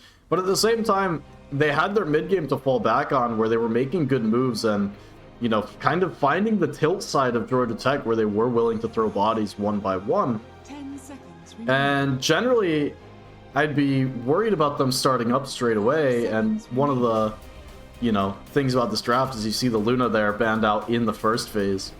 Is not always the best sign, but what I really do appreciate from them is this first pick Disruptor coming through. It's not a hero that we see a lot of priority put on nowadays. But considering, you know, the downside to Georgia Tech's last game and how they did start to throw their lead was going in one by one and finding these very awkward fights. And Disruptor really does punish that. With the glimpse, you're always able to drag anyone back who's been out of position. And it's so hard for a team that struggles with their positioning and struggles with keeping their team, you know, cohesive in a unit. Really can just feel extra punishing. We're going to see the Hoodwink Doom lane coming out as well, UBC. This one is a classic, the Hoodwink Doom. Doom, out of the three, you know, it's one of those heroes that also does feel pretty nice. Going into a team like Georgia Tech, where they put so much attention and so much effort to getting Drano a good game, well, you're going to look to shut him down with the Doom. Banned out a couple of his heroes as well, in the Luna, in the Medusa, in the Spectre. Spectre, one of those heroes that Drano absolutely loves to play as well, and would be feasting on this Disruptor Hoodwink, so a nice target ban coming through there from them as well. But Georgia Tech, they get to go back to their well as well. They get this Abaddon that Jim Abraham, you know, pulled out the Aghanim strat on last game. No reason to expect he's not going to do the similar thing this time around. And they get this Techies as well. This is something that they like to do in their off lane. They're going to run it out of the position 4 for Kurt. And there you go. Pair it up with the Omni Knight for Cephos. And this tiny Omni Knight lane is pretty scary when you're looking at a position 5 like the Disruptor. Can just be food if you do step out of position. Now, Pause 5 PMA, capable 5 player on the UBC side, but definitely need to be careful. Watch where you step and make sure you don't overdo it in the lane. They will have the Repel as well to purge off the Glimpse, so opportunity there for Georgia Tech to kind of negate some of the advantage coming through that UBC thought they could sneak away with this first pick Disruptor. And they'll go to the Drow. So with the Abaddon 5, Jim Abraham this time gonna look to make a wall in the lane and let Drow just come up behind. This is a hero that really has gained popularity recently. Feels super nice to play in the lane, Drow, with the Frost Arrows, and now you have this Glacier, you have the multi-shot. It feels a lot more comfortable to play on the Drow Ranger now. And one of the biggest benefits is you do win lane pretty hard on Drow, as long as, you know, you're in a decent matchup. And against the Doom off lane, he should have a very nice lane here, Drano. So setting himself up for success early on. And I think this Omni Knight lane is in a position to thrive as well, unless UBC really look to counter it out of this carry slot. Georgia Tech with the overall last pick as well, so they'll have the final say in their mid. See what UBC decide to go for here. It's going to be the Zeus. Heard the UBC guys talking about Zeus last night and how they do favor this hero in the mid. So they're going to go for the Zeus. I think this is one hero that they feel comfortable on for Sentinel. Sentinel avid Zeus player. Radiant team back. And I think at the end of the day, that's one of the more important things about these games is make sure you find heroes that you are comfortable on. Make sure you find heroes that you feel you can have significant impact. And yeah, UBC dusted this one off in the playoffs last week as well against Indiana. 5 seconds. They won a very quick game. That was a 25-minute game where they just go 10-3. Team back. So Sentinel going to be in his element here. And UBC, I mean, trying to dig themselves out of a one-game hole. Need to go to the comfort, and they have done so. Disruptor, Doom, Zeus, these are all heroes that UBC enjoy playing. 10 seconds remaining. And they find success on heroes that they enjoy playing as well. It's something that's worth 5 talking about seconds is remaining.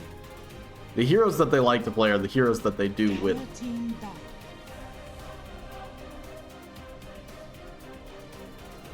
Dire team pick.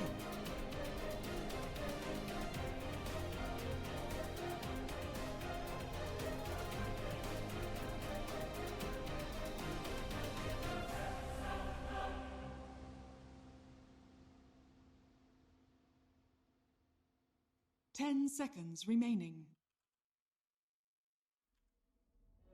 5 seconds remaining.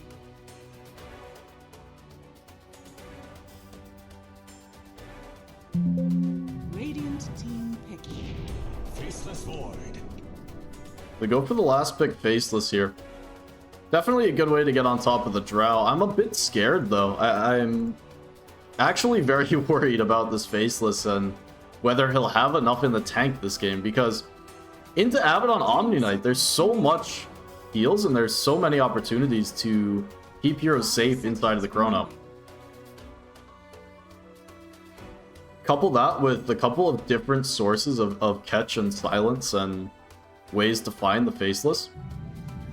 Definitely not the easiest Void Choose game. your hero.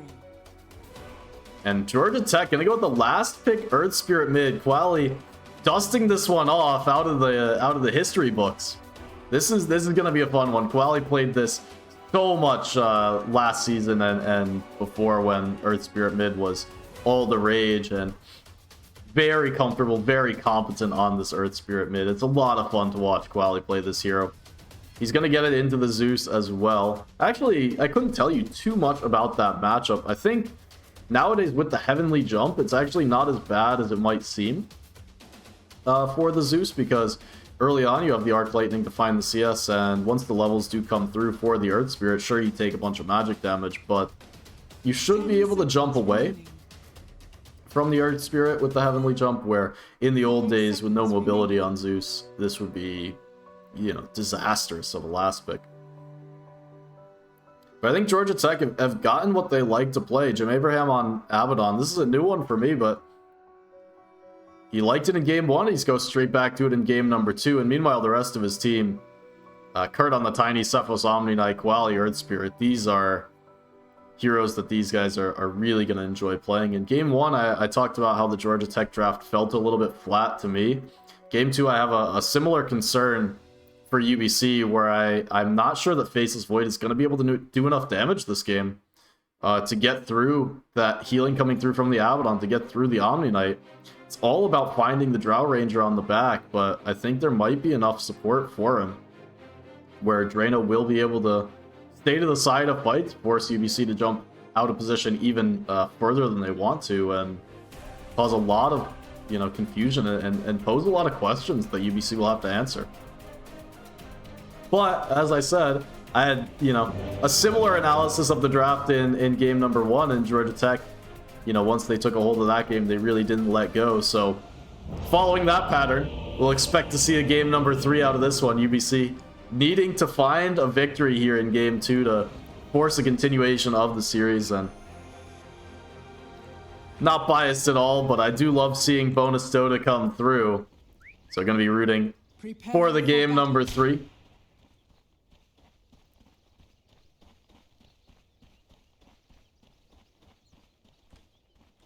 But for all those USA rooters, Georgia Tech, last hope of the States, up 1-0.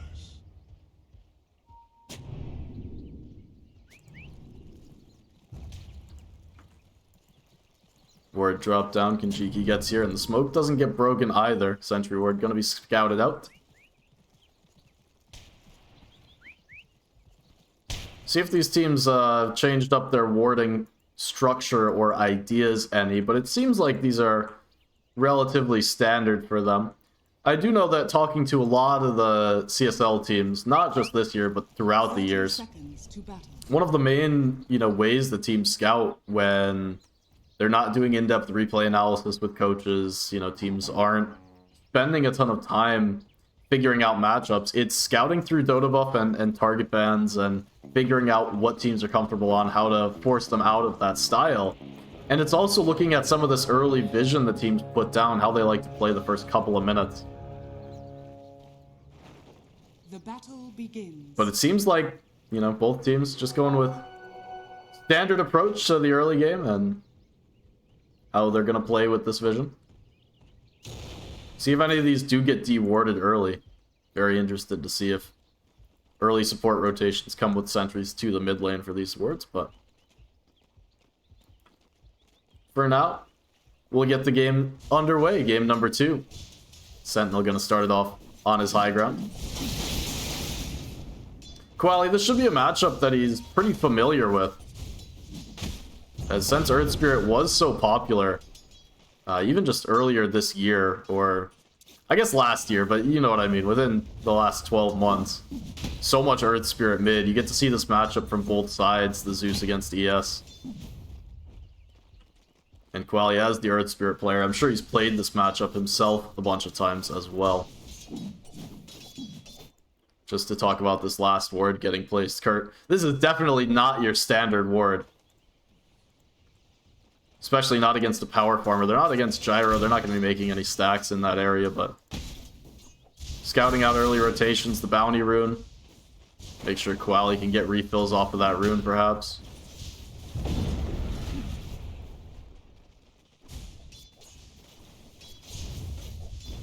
Early going, we see Quali using that Boulder Smash to secure the CS for himself, as you are wont to do on the Earth Spirit. Each of these mid laners pretty free range creep secure, as Quali the Rolling Boulder on cooldown, so again, the moment I say it, Has been killed. the moment he does miss the CS, gets it denied off. Drano level 2 down here, Mr. Lizard just level 1 on the Doom, now getting run down. Jim Abraham sensing the opportunity, puts the point up into the slow. Curse of Avernus. 4th hit ends up finding the kill, and Kinjiki, level 1 on the Hoodwink, going to be slowed up as well, has the Bushwhack, so we'll be able to run away. Trying to just drag this creep wave and get the lane back into a position where they'll be able to find level 2 on the Doom. And they will just drag this lane back behind the tower. You really need to drag this wave as well against Drow. Not a lane where Doom is going to be able to approach the wave in any normal sense of the word. So some good understanding of their lane there, finding the early kill onto Doom. Drano going to be very happy to have the first blood, even if it doesn't go into his pocket. It's up on top. See the bashes coming through on directly on the Avalanche. Just a bit of harass coming through. I think a couple more levels in this top lane, Georgia Tech will start to have an opportunity to pick off this Disruptor. Just play after play. Disruptor, not the fastest hero, and one toss back into the Omni Knight. I mean, we've all seen this hero terrorizing our pubs. The Omni Knight off lane does so much damage once the levels come through.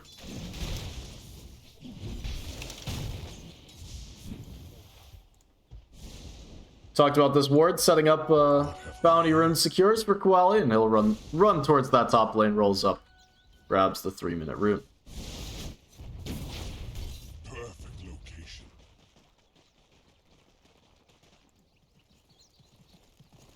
Jim Abraham and Kinjiki playing around halfway towards the mid lane. Kinjiki's still just level 1 on the Hoodwink. This is not a hero you're happy to be under-leveled on, by the way, as really the only mid-rotating hero in this game. Try and secure up these power runes starting at the 6-minute mark, but Kinjiki's not going to have abilities to do it with. Courier has been killed. Gonna see that be very relevant later on in this one.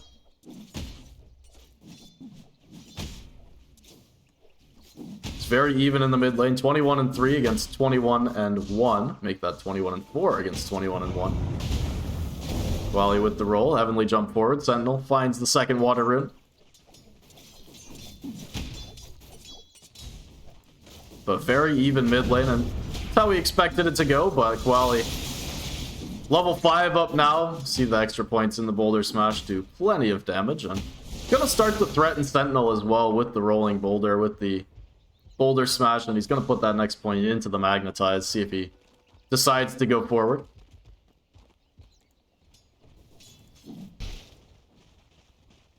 Up on the top lane, Requiem.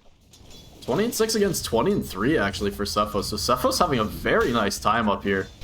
So we see the extra range creeps outside of the tower as well. So Georgia Tech able to hold on to this wave outside of their tower. It's a frustrating lane state for UBC at the moment. Pause 5 PMA. Avalanche gonna connect. Hammer to slow him down, but they're not gonna have the toss back, so. Now the retreat. Actually, Cephos glimpsed back. Doesn't have a point into the purge or into the... whatever the hell it's called, into the repel. Still able to walk it off. Did sacrifice some of his farm there, though. It was a pretty deep play for where the creep wave was. End of the day, not the most disciplined play coming through from Georgia Tech. I think they ended up losing quite a bit. And didn't really make any gains off of that pressure either. 6-minute runes will spawn up, Quali. Mirroring Sentinel's movement here. Gonna roll forward. Connects onto him, but the rune does spawn on the other side. And actually just level 2 in the roll. Sentinel might have been able to get there in time. But thought better of it and does back his way off. Quali with the illusion rune, pops it immediately to get more mana, grabs the bounty rune as well, but gonna continue on his path down bottom. Kanjiki just level 2. Earth Spirit says, nope, that's a little bit too far for me. Head back to my mid lane and continue to get farm. And a hero we haven't been talking about, but you can see the impact on the scoreboard. 15 denies for Drano in this bot lane. Talked about how Doom can't approach, and, well, look where he is right now. All the way back in the jungle, just looking for a devour on a hard camp. Drano having an absolute field day down here. Gonna be early into the Dragonlance, and things just gonna get harder for Mr. Lizard in this lane. Level 5 on Drano, nearly has the 6. Once 6 comes through, Mr. Lizard's game's kind of over, and Disruptor doesn't make the support that rotates through. You're not going to be taking the Twin Gate. You're not going to come down here, and not going to be able to relieve the pressure on the Doom either. Not too happy a start for this UBC off lane. Still TP the Hoodwink up towards top. Just level 3 on Hoodwink and the Avalanche. Gonna connect on the 5 PMA. Cephos for now trying to hold him back as the heals coming through and the toss away as well. Requiem trying to jump forward but not gonna find. So Cephos able to bail his buddy out. Sentinel made the rotation in from mid, and he'll clean house. Very nice rotation from the mid Zeus there. Kill for him and a kill for his Faceless Void. 2 heroes that really did need it as they get their way up into this game, and ends up being top net worth for the Zeus. Quali tried the role play. Not going to connect, but now the Magnetize drop forward onto Sentinel. Sentinel starting to take some damage. Jim Abraham in the area as well. 4 heroes for UBC, but Quali still hunting Sentinel, looking for the kills. Actually not able to continue to Magnetize with that extra Remnant drop down. Kurt, 3-man Avalanche toss. Sentinel taking some damage. Another punch. Looking to throw the tree. The blood grenade's coming through, and that's about the funniest kill you'll see. 2 blood grenades tossed over, end up doing the damage on explosion. Take down the mid lane Zeus. Now Quali rolling underneath the tower. Going to be glimpsed away, and pause 5 PMA. Looking to hold Jim Abraham in place, but no supporting cast to do the damage for him. At end of the day, it is just a disruptor, so the rest of Georgia Tech will escape a very chaotic fight up in this top side. Bounty. After the nice rotation from Sentinel, does end up paying with his life as 8 heroes brought up to that top jungle area here, just 9 minutes into the game. And I said Sentinel was on top of the net worth briefly, but 500 gold up on him now, Koali. Happy to sit in this mid lane, continue his farm. And they have effectively kicked Zeus out of here. He has made his way down towards bottom. Looking to set up something onto Drow, but Drano knows he's alone in this lane. Doesn't want to overpush his advantage and just farming safely behind the tower. Tribute to my house. See how aggressive UBC want to play it. They wait for the creeps to walk by, and they are going to hunt for this Drow Ranger. They know where she's farming. But pig pull and run over to the side. Drano going to escape from him. Farming pattern naturally takes him to safety. Sentinel. Baited by the Roshan, taking the Twin Gate. 10-minute timing. Just hanging around down here, but the longer he doesn't find any play, the more farm he is missing out on. This is Zeus working towards the phylactery as well. It's an item you want to find early and you want to find with time to make plays. Dire's middle tower is under attack. But forced to just hang around bottom while his mid tower is under siege. UBC supports are in the area, but the tower will fall. Sentinel makes the TP in, and Koali already on the back, has the Magnetize. It's going to connect on 2. That's both the supports.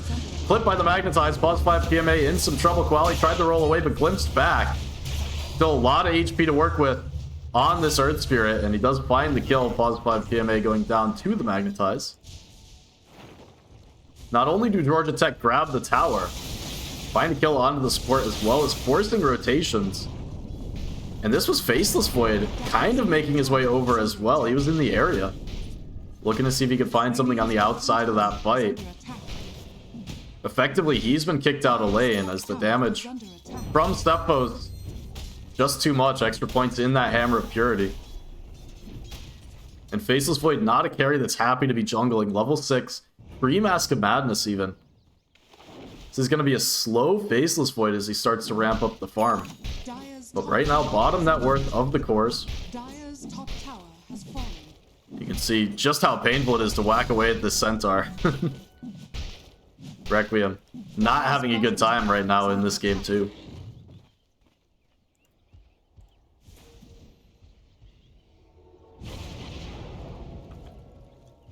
Well, he has made his way down bottom. No Magnetize for 20 seconds, but after taking the tier 1 mid, after taking the tier 1 top, logic dictates the next one will be bottom. They'll drop the Doom straight onto him. Mr. Lizard has found him, but able to get underneath the tower, the repel, stopping the glimpse back as well. So Koali more than happy to just wait out this Doom underneath the tower and even potentially thinking about re-engaging. Still half HP to work with. Thunder God's Wrath not able to find a kill, and Jim Abraham, the Aphotic Shield, keeps him safe from that Arc Lightning.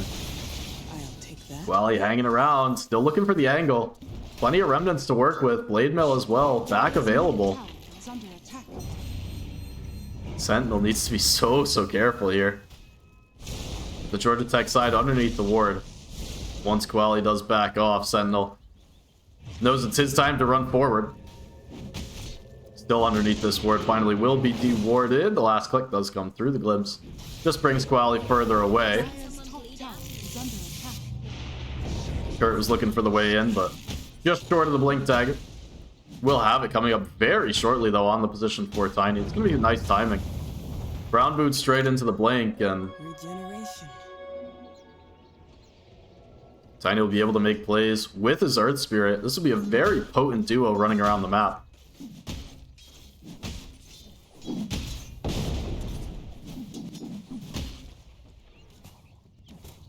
Checking in on Drano. This is the build we all love to see on Drow. Dragonlance straight into the Butterfly. Idea is twofold. Not only do you have tons of extra damage, but also do get chronoed. You have the mischance coming through from the Faceless.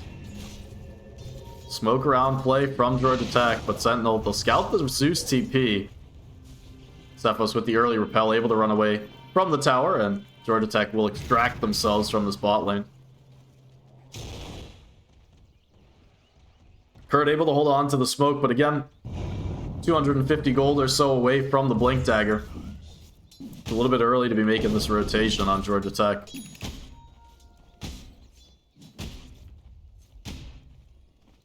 We're going to see a little counter smoke from the supports of UBC. They're going to connect forward onto their Doom, it looks like. So they'll hang around the mid lane.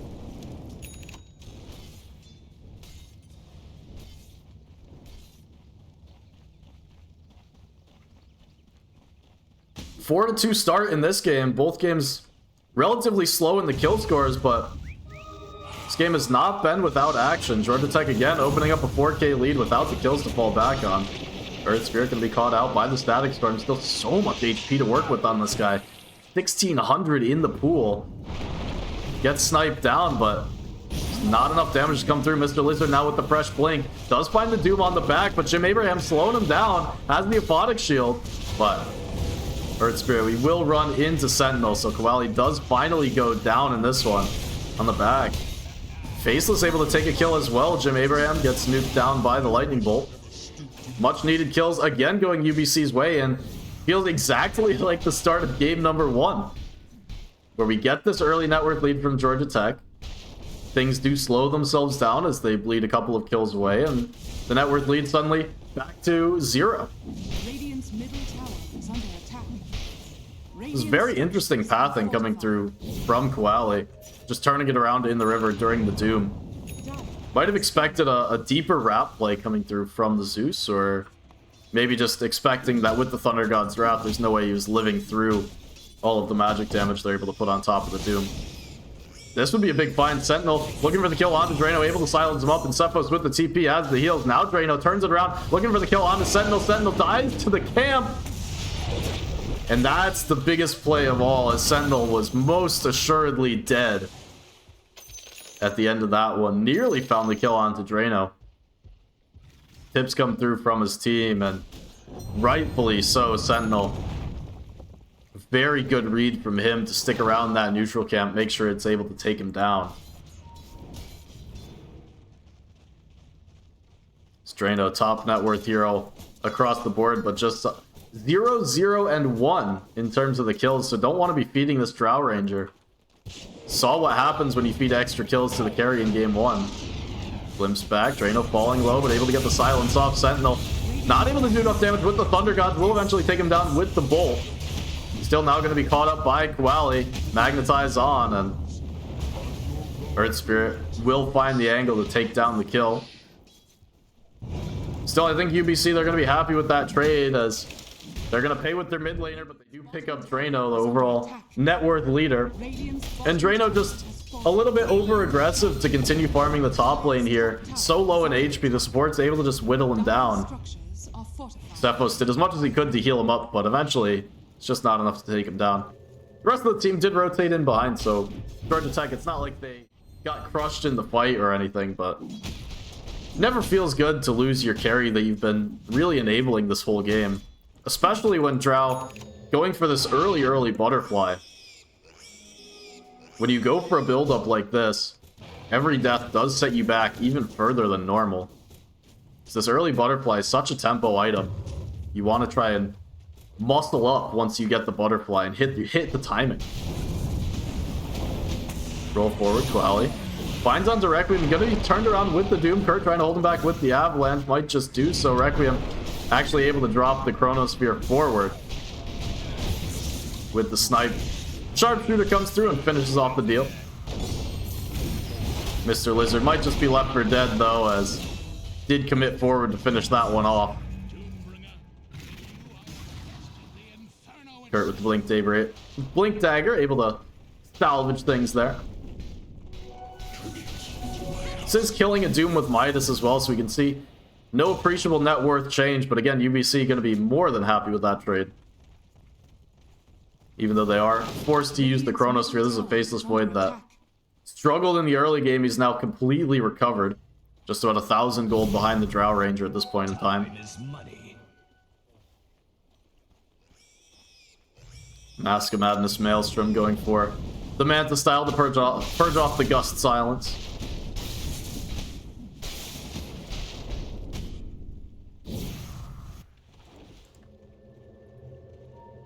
Kurt hunting with the Blink Dagger, but not going to connect.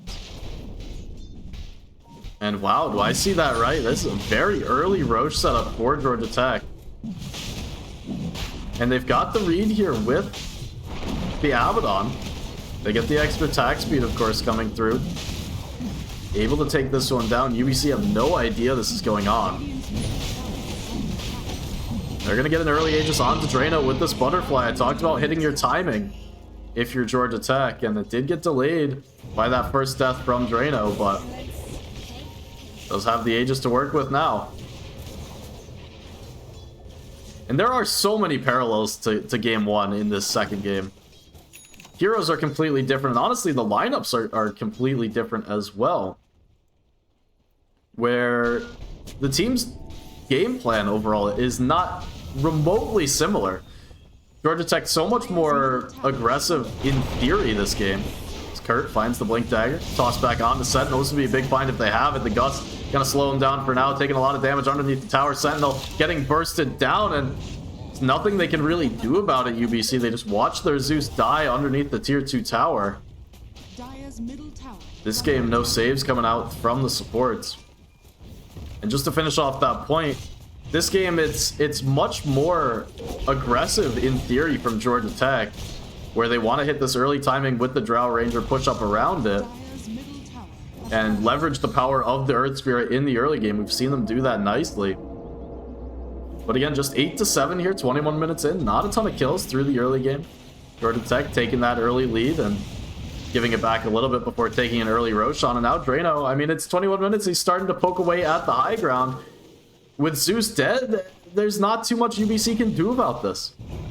As long as Drano doesn't go too close up to the high ground, the Glimpse is not the scariest thing in the world, and they've got the repel behind as well from Cephos, so they're allowed to just get this unhealable damage onto the tower.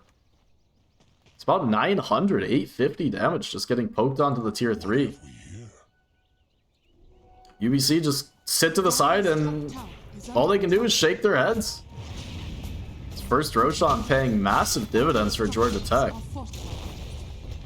Sometimes we can see that these really early Roshans pre-20 minutes can cause more harm than good for the team that takes the early Aegis, because you invest so much bringing your team up, you're not finding farm, you might force inappropriate fights, or if you're not in a position to take these towers, you don't get much out of it. But instead, I mean, look at Georgia Tech just absolutely flexing the muscle here. Drano finds the first pick off onto Kinjiki, pause 5 PMA, trying to TP out to the side. It looks like he will just make it. Meanwhile, the Chronosphere dropped down onto Quali. That's actually not the Doom as well. So they will find Quali off to the side. They do drop the Chronosphere for it.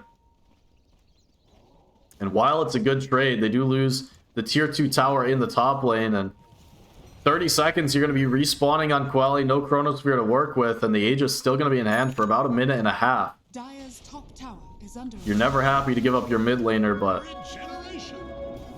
do get some concessions to come out of UBC, and they're still hunting even without Quali up. Kurt with the Blink Dagger jumps forward, Avalanche off the mark.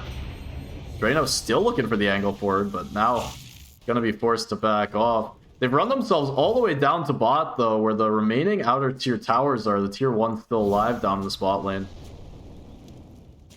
So Georgia Tech, even though they were a little bit overextending on this chase, does bring them where they want to go. It's the Tormentor taken by UBC. They get the shard on Kinjiki. Dire's bottom tower has fallen. Don't you just love when the tooltip takes up the entire screen? That is such a funny game sometimes. 9-8 here, 23.5 minutes in. Aegis still on the Drow Ranger for about 1 minute. As Georgia Tech setting up around this bot tier 2. This is the last remaining outer tier tower. So much coming out of this first Aegis. So many times we talk about first Aegis when it's taken this early, just really setting up for the second Roche timing. You take it pre-20 minutes, now all of a sudden you have their second Aegis before 30, and sometimes that's really when you want to claim that it's go time, but Georgia Tech throwing that out the window. They want to get aggressive. early on in this game, and they're just going to get this last tier 2 tower for free as well. Drano, 20 seconds left on the Aegis. Only thing you do need to be a bit careful about here is not to overextend, get glimpsed back with no time left on the Aegis. Make sure that UBC aren't able to time this one out, but Georgia Tech, they take down the tower, they back off. This is a very disciplined play coming from a team that has struggled this season with remaining disciplined in close games.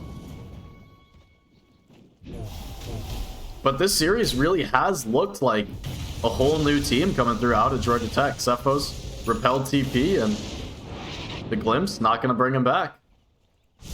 Back to the fountain.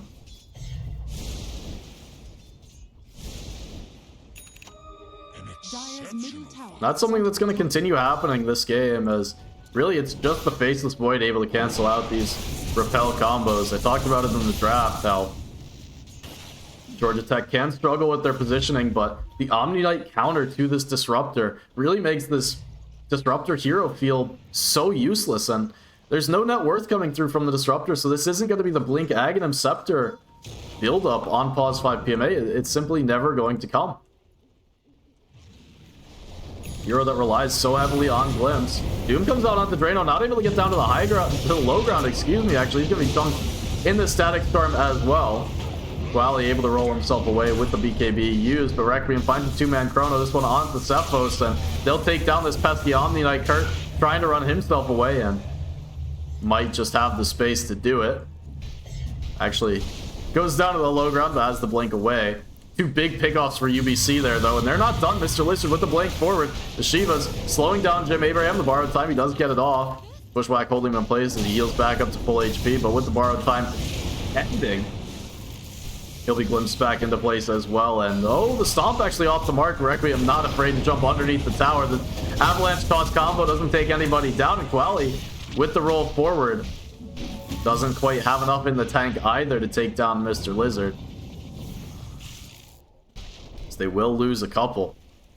You see UBC biting back. A nice Chronosphere and connecting with their item timings. The Shiva's Guard picked up on the Doom. After the Aegis does run out, they beeline straight for the Drow Ranger. That first pickoff, all they need. And we could see they drop the Doom, they drop the Static Storm. Glimpse to pull back, the Thunder God's Wrath as well. And once you take down Drow, there's not a ton left in the tank for Georgia Tech. Once again, Drow 5,000 gold ahead of next hero on his team in the Earth Spirit. Drano really the only threat to this UBC lineup at the moment. Silence up onto the Void. This is a good bind into the Avalanche as well. They'll take him down. Quick, clean pick there.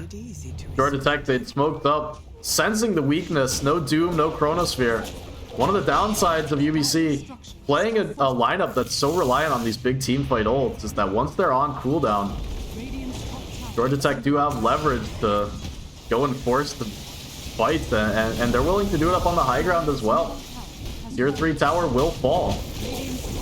Range Drag's getting beat down on. They're going to force out the secondary glyph. Static Storm finds a couple, but Jim Abraham living through it all, and Koali got the BKB off as well. Another team fight out now. Kurt jump forward, toss back. They're gonna find the Hoodwink and they'll just take him down. Still 11 seconds until Faceless Void does respawn. No Chrono to work with. Will be up when he respawns, actually. So Georgia Tech needing to get out the high ground now. The Doom gonna be dropped forward onto Drano, overstaying. They're welcome a little bit Georgia Tech. Chronosphere is gonna catch on to everybody. That's a 5-man Chrono. The damage coming in from Zeus off to the side, and they'll just have themselves a team wipe. That's as easy as it gets for Requiem, as they way overstayed on Georgia Tech, not respecting the respawn timers and not respecting the Doom, as Drano just wanted to stick up on the high ground with these heroes alive. Radiant's middle tower is under attack. Radiant's middle tower. Not waiting for that second Roshanna. It's going to cost them. Roll forward. I mean, you can see Georgia Tech, they want to commit everything to saving this Drow, because we've seen in the team fights, once Drow goes down, the team is ready to be cleaned up. But ends up setting a beautiful Chrono for Requiem. Fresh off the respawn as well.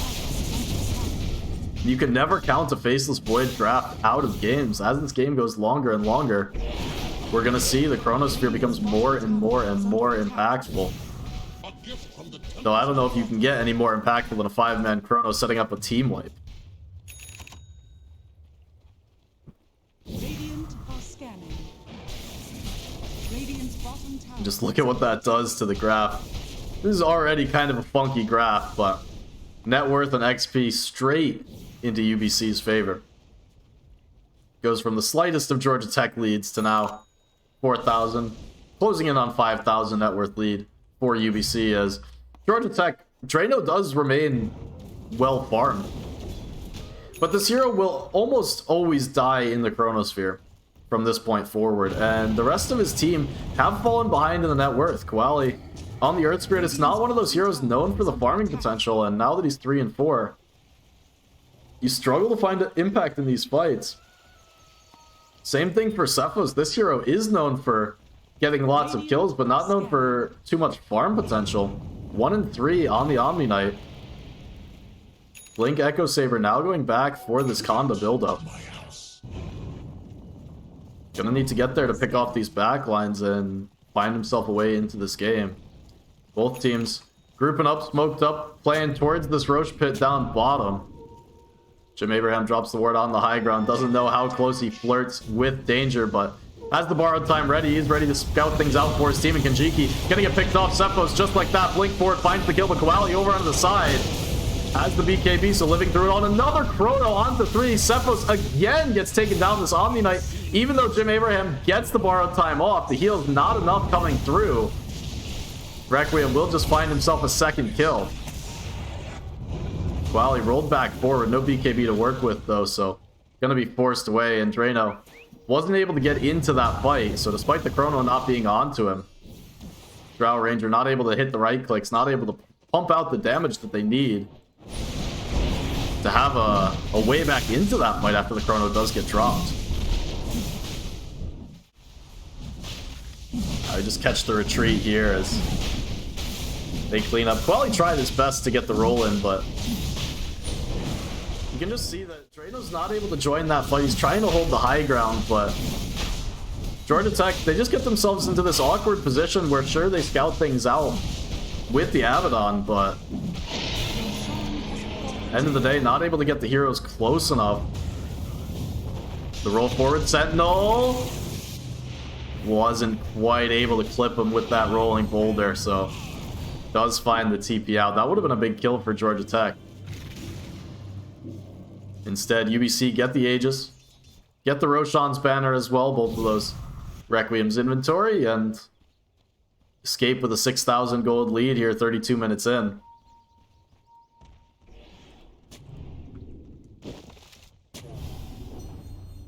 Georgia Tech still looking to play aggressively, knowing the Chronosphere's on cooldown for about another minute, but this time UBC did manage to hold on to some ults through it all. They still have the Doom, working on an early refresher now that he's got the BKB finished off. Have the Static Storm as well, and talked about how Disruptor was struggling in the farm department. You know, the Ags wasn't coming anytime soon. All of a sudden, 1,300 gold saved up as does queue up the Aether Lens, but see if pause 5 PMA, if they don't win another fight or two, if he changes his mind, goes for this Aghanim Scepter. It's a very impactful item to get on the Disruptor.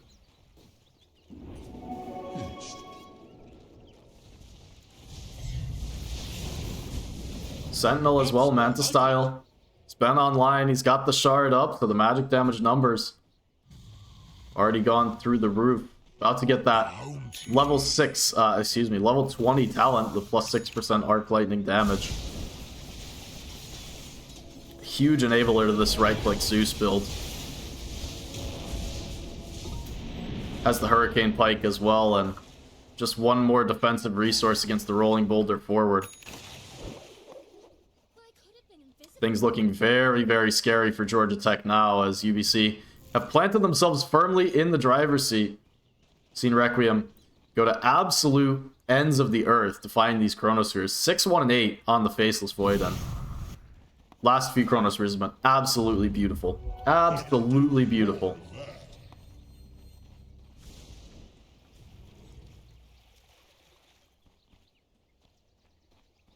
We'll smoke up as 3.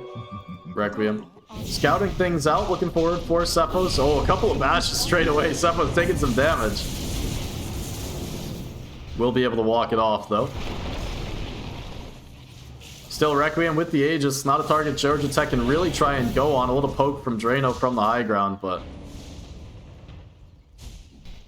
not interested in the slightest in committing to that fight, Georgia Tech. They will repel the UBC side, and for now, hold things off. But 2 minutes left on the Aegis for UBC. Could just look to get their lanes in a good position and maybe force something around this tier 2 in the bot lane if they hurried up.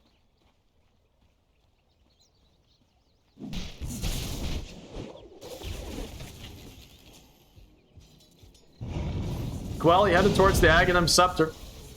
This one gonna be a very important item to get against the Chronospheres that we've been seeing, but Cephos hunting Kanjiki on the trees. Looks like it's in perfect position. Avalanche just a moment too late.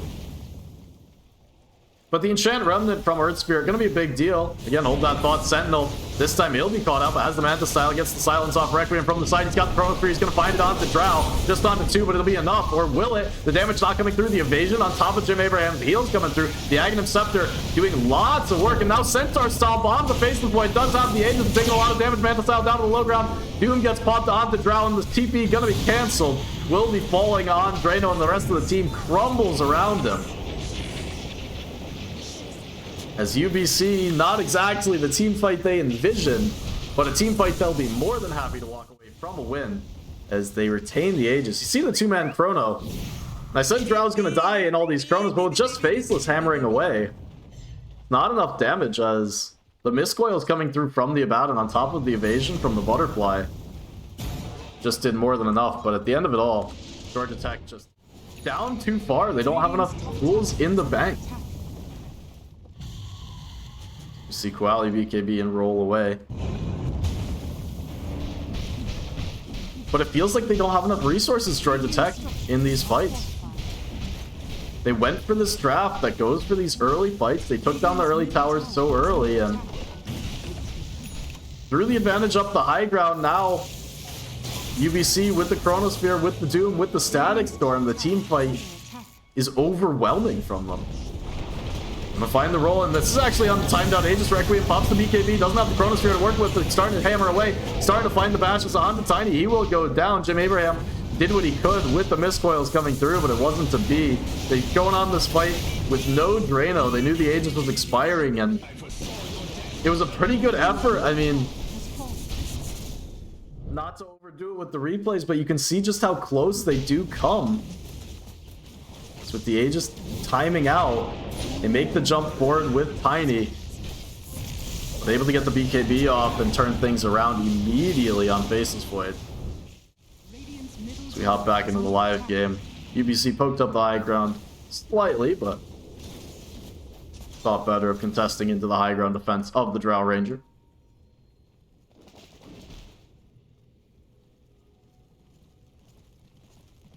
But Georgia Tech, you can tell that they just lack damage without Drano in these fights, and what that means is UBC, they can continue to do what they have been.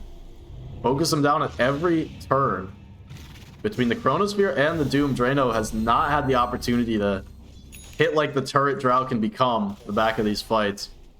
And you can see the build now, Hurricane Pike as well as the Blink Dagger completed for the Drow Ranger. Gonna need some god tier positioning for Drano.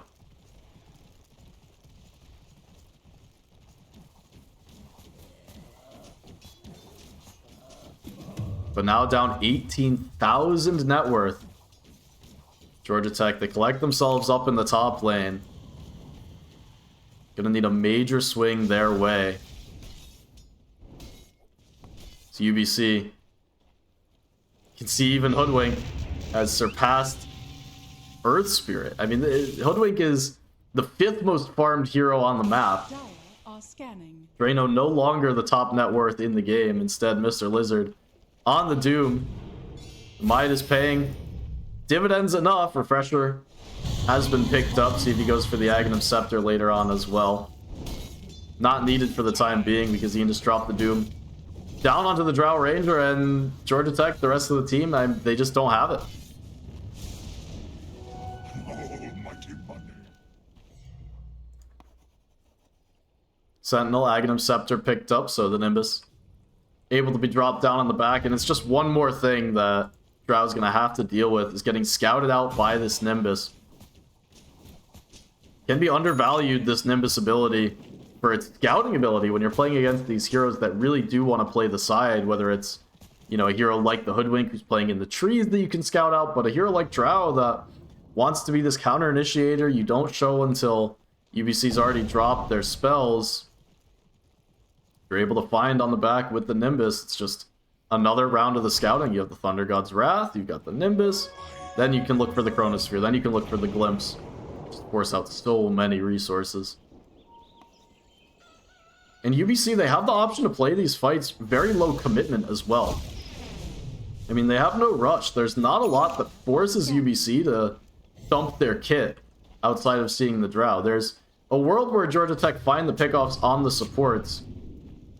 Tiny and Omni Knight and Earth Spirit all getting into the backlines, maybe forcing reactions. But I think UBC, if they just calm down and recognize that as long as they find the Chrono onto Drow, they all but win the fight, then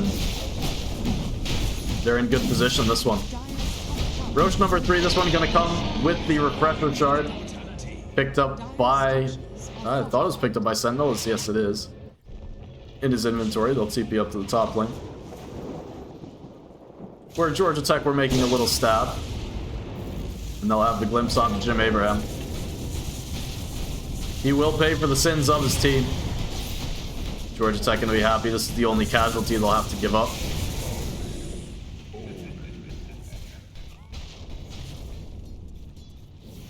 Sentinel gonna be working with 2 rounds of the Thunder Gods, 2 rounds of the Nimbus. Just about barely has the mana for it all.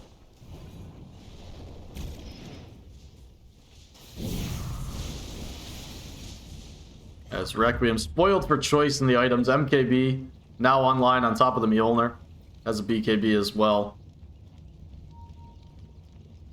Still, there are tools for Georgia Tech. Try and save in the Chronosphere, though Koali no longer has that Aghanim Scepter queued up. Drano in trouble. The Chronosphere going to be dropped on him solo. MKB working through the evasion. The magic damage pumped in from Sentinel as well. Cephos tried the TP, but not there in time. Some games you don't want to drop a Chrono onto the solo heroes, even if it is the carry this late in, 42 minutes, but this game is not one of them. UBC, anytime they can take down the Drow Ranger, pretty much any amount of resources they can spend to do it, it's all they need. This Requiem will start the march up towards the high ground. There is a buyback on Drano, but don't want to use it here. On the deck for 45. Glyph comes out as the tier 3 set to fall. Will go down. In the meantime, split push is on. Kanjiki with the TP and the Nimbus on top. They'll find the tiny pick off as well. As Range Rax goes down, there's Koali cutting the wave off. No creeps in the mid. That's all that UBC will get, but it's an extra kill and a ranged barracks. Not going to be too unhappy with this one.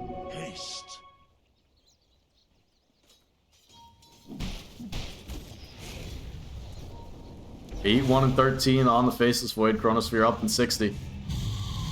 It's Georgia Tech again, getting a little bit aggressive. Couple of heroes on the deck. Jim Abraham gonna be glimpsed back. They're gonna drop the Doom onto Abaddon. Does have the borrowed time, so we'll just walk his way back. They really want this Abba. The Drow not yet spawned. They're just able to do it. Question was there of whether it might be over ambitious, but Georgia Tech unable to punish, not wanting to expend the buybacks. And you can see the last ditch attempt from Drano here. Full damage route. Just look to take down a UBC hero before they get to drop the spells on him, but after a pretty solid start, Drano down to 5-5. The kill department. Game has gone from bad to worse for Georgia Tech as we take a look at the graph. The early lead giving way to UBC having total control over this one, and it's felt that way for the last 15-20 minutes.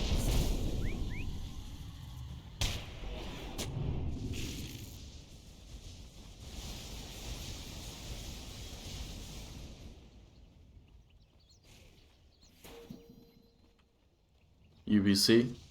Aegis in hand for another minute and 15. Chronosphere now available once again.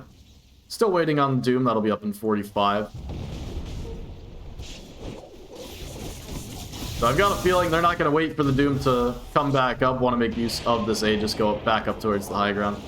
At least force out this next glyph. Force out some reactions from Georgia Tech. But for now, they'll back off. Lane not in the best position on bottom, and there's still a tier 2 to take, so... UBC, they can taste the victory here, they just don't want to overdo it. Almighty money.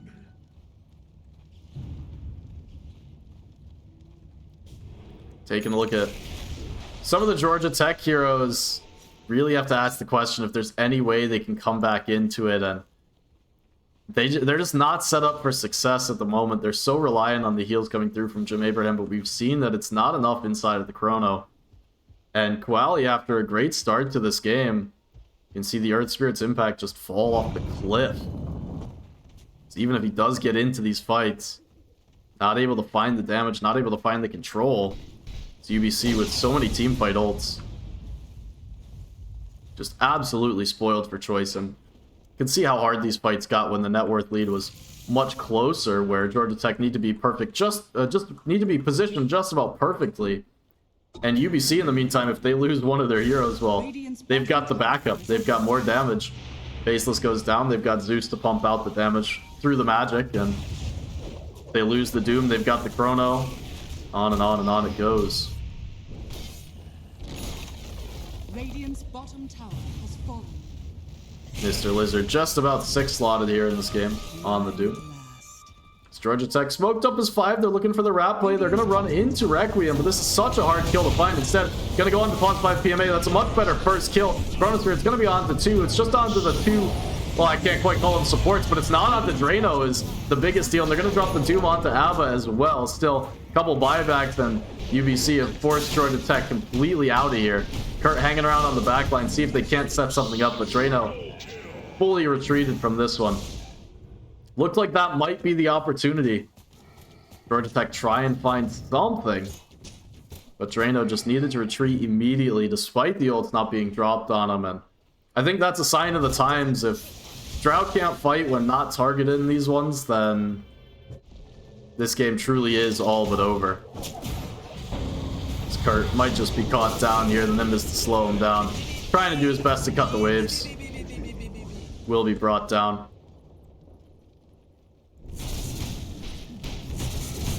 Again, you're looking at brief windows here, 85 seconds, no chrono, but we've hit the point in time where Georgia Tech's respawn timers do not align well. Them being able to take fights without these big team fight ults coming up for UBC. I'll take that. On top of it all, they were forced to expend a couple of buybacks. Cephos and Koali both working without at the moment.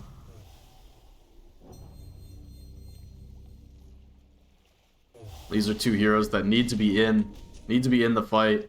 Can't have the Omni Knight just sitting waiting for saves, as need to be doing some damage. You can't just rely on Drano on the Drow Ranger to do all of the damage for the team, but this game, it feels like that is the ask of the Drow. So hard to play in this situation.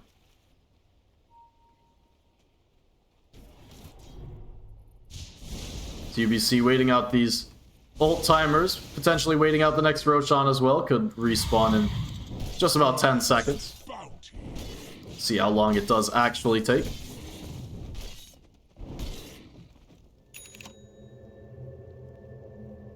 It's going to be a long spawn, so coming back down to the bot lane for the 4th time. It's Roshan.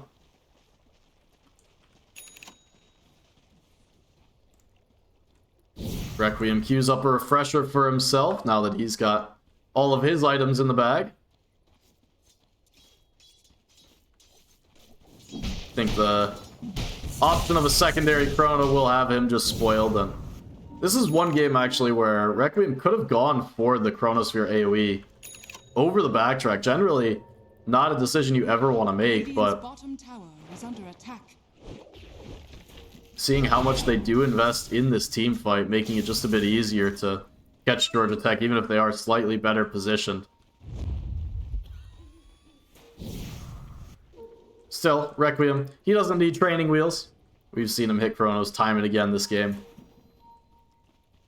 It's been a real problem for the side of Georgia Tech here, as they've leaned a bit too heavily onto the 4 Protect 1. And the 4 really don't have any farm anymore.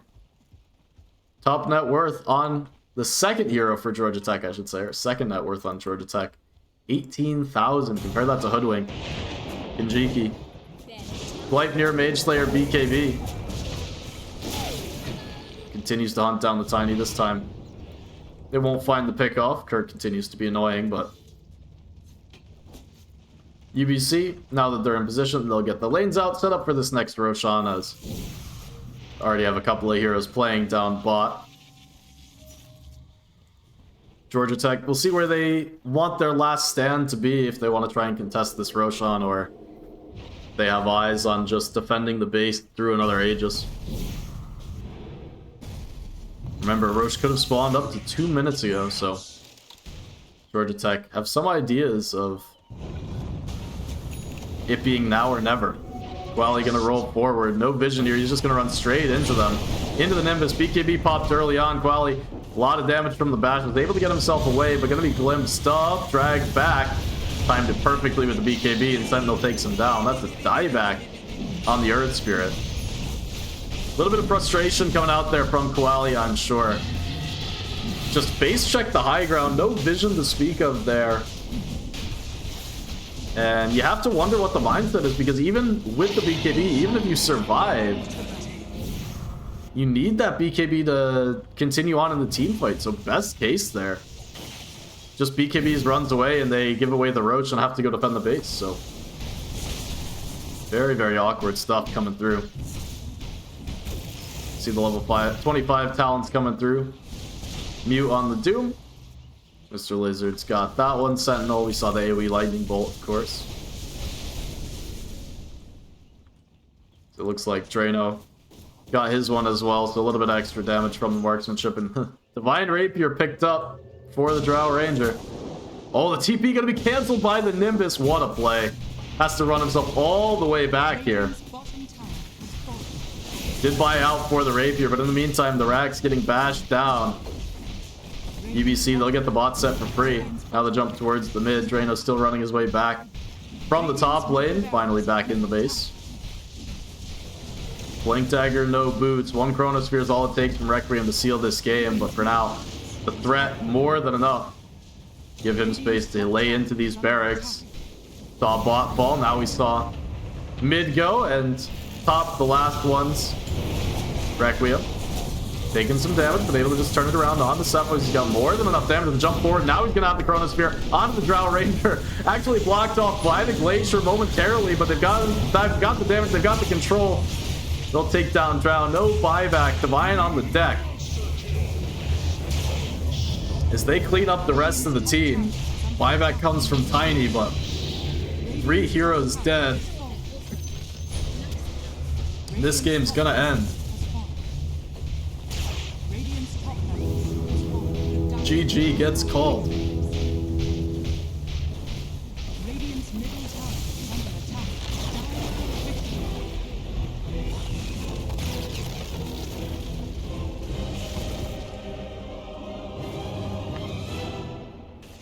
So 53 minutes this game. Ooh. Excuse me. Jeez. 53 minutes this game. We see a lot of similarities between game 1 and game 2. But at the end of it all, UBC, the ones who took command of the game, and like Georgia Tech in game 1, once they had it, they really didn't let go. Requiem, some beautiful Chronospheres throughout that game, and really did just set themselves up for success with their draft.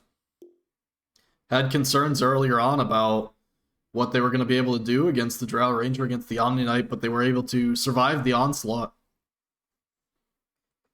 carry themselves to a Game 2 victory. So we're going to see a Game 3. You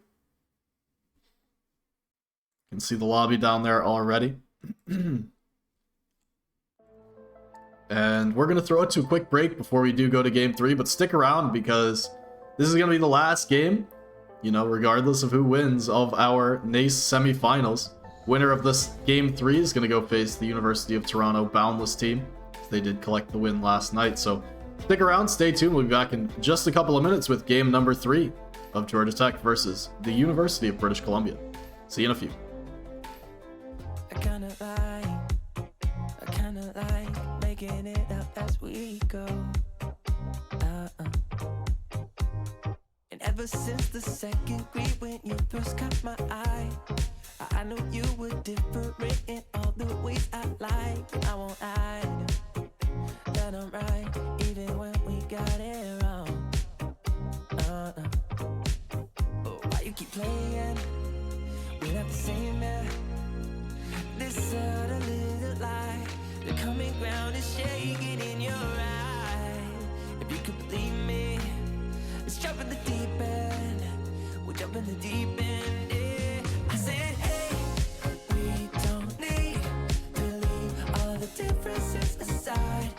You and I feel right. I said, maybe we don't need to leave all our differences aside. 'Cause that's what makes it right. I'm nothing like you, and you're nothing like me. We don't agree, and that's what makes it right. I'm nothing like you, and you're nothing like me. Opposite sides, and that's what makes it right. Or every time that you think it's gone too far, we come a long way, and I know that it's only just begun. 'Cause if you think that loving someone else could ease your mind, let me just remind you, dear, of all the hills we've climbed, and I don't mind being right, even when we get it wrong. No, and I said, hey, we don't need to leave all the differences aside. You and I feel right. I said, maybe we don't need to leave all our differences aside. 'Cause that's what makes it right. I'm nothing like you, and you're nothing like me. We don't agree, and that's what makes it right. I'm nothing like you, and you're nothing like me. Opposite sides, and that's what makes it right.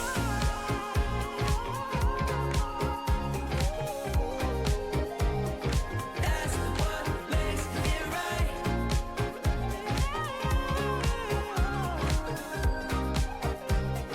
That's what makes it right.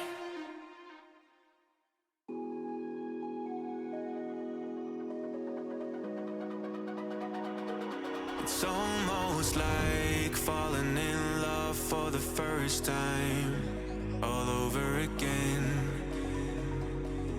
Hold on tight to the feeling, but it's a roller coaster in my head. So I'm holding myself on a precipice, and I've been dreaming off the ground. So I'm looking for something that's definite. I'm praying you don't let me down. It's gotta be all. It's gotta be all or nothing. All or nothing. Oh, it's gotta be all or nothing. All or nothing.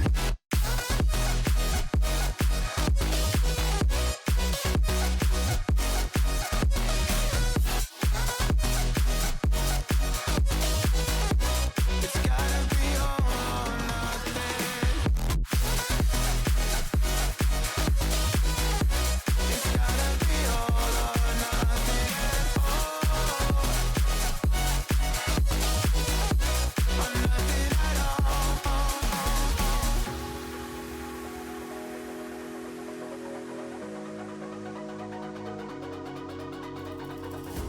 Hold these doubts like they're playing cards close to my chest. for the river and hope it's something that I won't regret. So I'm holding myself on a precipice, and I've been dreaming off the ground. So I'm looking for something that's definite. I'm praying you don't let me down. It's gotta be all. It's gotta be all or nothing. All or nothing. Oh, it's gotta be all or nothing. All or nothing. Oh, oh, it's gotta be all or nothing. It's gotta be all or nothing, all or nothing.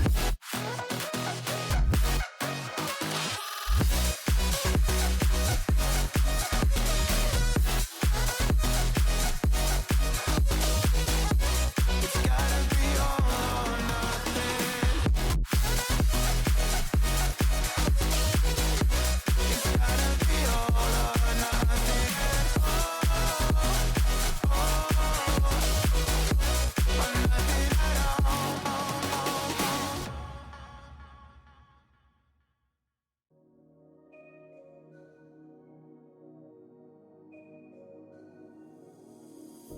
Should've known better than to trust in love.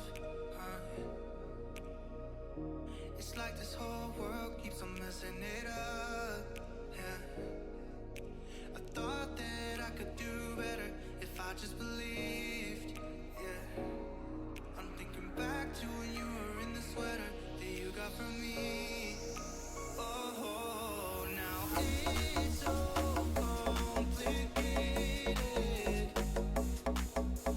Why is this suffocating me?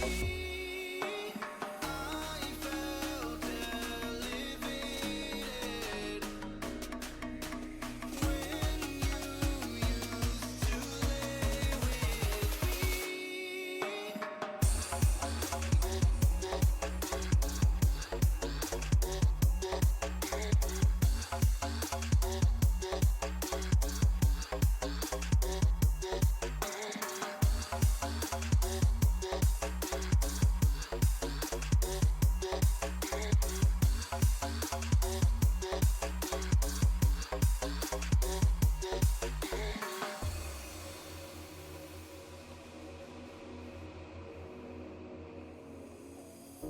Should've known better than to trust in love. It's like this whole world keeps on messing it up. Yeah. I thought that I could do better if I just believed. Yeah. I'm thinking back to when you were in the sweater that you got from me. Oh, now it's so complicated. Why is this suffocating me? I felt elevated when you used to lay with me.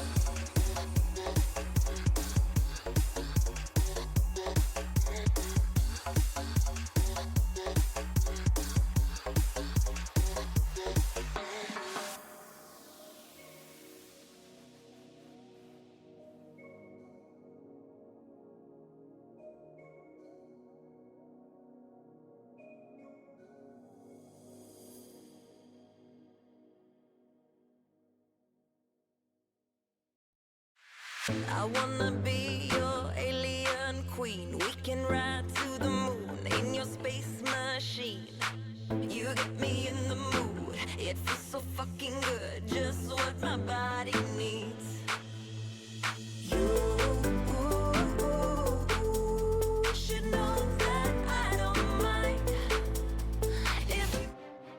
All right, we are straight back into the action with game number 3. We've got these picks 2 and 3 coming through from UBC as they actually accelerate their drafting a little bit. Georgia Tech not even dipping into the reserve time at all. Sorry about that, just bugging me a little bit, this logo being on top of the arrow.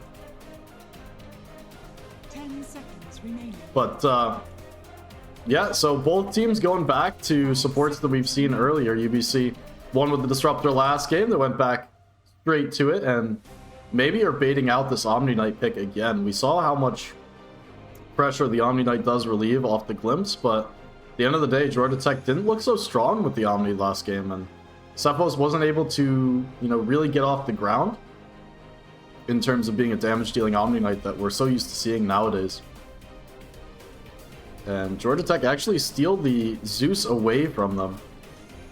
GT picking Radiant with their priority in this game 3 here. But that's where the similarities of the drafts do disappear, because UBC, they just snap pick Nyx Dawnbreaker. It's the start of their second phase picks. Looking to hunt the backlines, looking to hunt the Zeus, and Bat Rider, you always do have the catch with the Carapace as well. Dawn's really the wild card for me here. For UBC, I'm interested in, what they think about this hero, why it's such a priority for them. Kind of seeing a pretty flexible Georgia Tech start. And they go straight to it with Vengeful Juggernaut. So setting up a strong lane, they've got the spin to try and deal with the Glimpse. Omni Slash as well as helps out with that. And 10 seconds remaining. yeah, the early Zeus mid pick might just bite them 5 seconds remaining. into the Nyx Assassin. It's not a great matchup. It's pretty hard to play as the Zeus into Nyx. Here we go, Wind. Picking up the pace a little bit with the Wind. I have to wonder if this is going to be a carry Wind or where exactly they're going to be sending this one.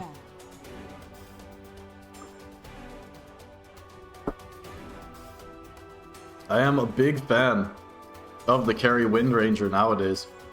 Go that like split Bracer Wraith Band and then just into the Maelstrom. You can go for like Glepnir, just go BKB and you're this single target take a hero down. Now, on top of that, you have the matchup advantage over the Juggernaut this game. You have the evasion for the Omni Slash, you're able to take him down, and you can even focus fire through the spin TP. Even though you do a lot of magic damage now with how they changed the BKB and how they changed magic immunity to be just increased magic resistance, especially later on in the game, you can deal enough damage to take away this get out of jail free card, even not having a BKB piercing stun. 10 seconds remaining. So going into the last picks here, Georgia Tech, they need to solve some problems. It's going to come out of a Bruiser offlaner, I have to assume. Need to enable Cephos' game and give him the opportunity to not only play on the backlines, because Georgia Tech a little bit lacking in the backline jump here, but also find some answer to the Wind Ranger, and that's putting a lot on Cephos' back, where usually Drano's been, the star of the show for Georgia Tech. Dire team ban. GT banning out carries. Don't want UBC running away with an ultra late game finish on them. Anti-Mage Medusa both taken out, and we did see the ban come through on the Faceless Void in the second phase from GT as well. 10 seconds remaining. 5 seconds remaining. Looks like there is still the Centaur in the pool, so wouldn't be surprised if UBC take that one out if they do anticipate the Wind going to their safe lane.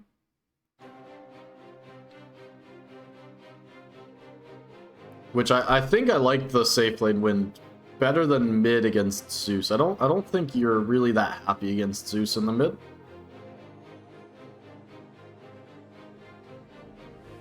So we'll see what UBC do decide to ban out here. They've got plenty of reserve time to work with. The Centaur really does come to mind as a target that you never really want to focus fire, and in that lane matchup, Centaur should be able to just pretty freely farm and maybe start to take over the game, something UBC don't need to allow. I'll ban the Night Stalker. Okay, similar vein. Not a hero that Wind doesn't mind hitting into, but something that can shut down the Wind carry. So see what UBC decide to roll with out of the mid lane. Something to go into Zeus. Could go with an Earth Spirit of their own, though. It did fall very flat last game, so I'm not going to be expecting that hero, but I was going to suggest a hero like the Kunkka, but banned out in the first phase from UBC.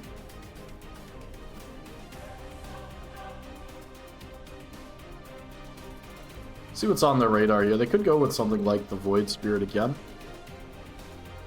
Always do have the potential for that. You can disjoint the Omni Slash.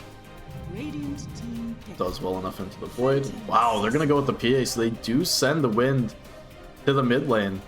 And they're going to go with PA. Similarly, you can disjoint the Omni Slash. You'll find the jump onto Zeus. Do have some problems with the Venge and the Batrider, though, so a little bit of a double-edged sword on the PA this game. 5 seconds. GT, you could see them pick up something like the Centaur. You could see something like the Axe as well. Axe, definitely a favorite of most CSL teams in this league. It's yet to be contested tonight, though, and don't really expect it to come through here. Otherwise, I'm trying to think of other heroes that could come to mind, but can't really think of anything Cephos would like to play more. Really don't think you want to dip back into this Omni Knight. It didn't have the steam. It didn't pick up enough pace game one, and sure, you're potentially able to shut down PA, but I think you had a very similar game plan in game one, and in game two, and it didn't work out. Choose your hero. Okay, they go for the Melon. I mean, this is stable, but I don't know. I don't know if I'm the happiest with the Tidehunter here. Just feels kind of out of place to me. I can't put my finger on exactly why, but I think it's because you're looking for this Blink Initiator. You really don't have a hero that says go, except for, I suppose, the Batrider, but that's, your single target jump.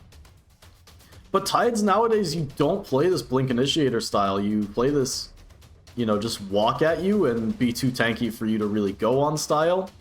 You do lane pretty decently against the Phantom Assassin, but I don't know. It's not the most amazing game for the Anchor either. Just feels a little bit out of place to me, and I know Cephos does enjoy playing this Melon hero as well. It very much fits his playstyle, but Georgia Tech, I mean, the draft just feels a little bit flat to me.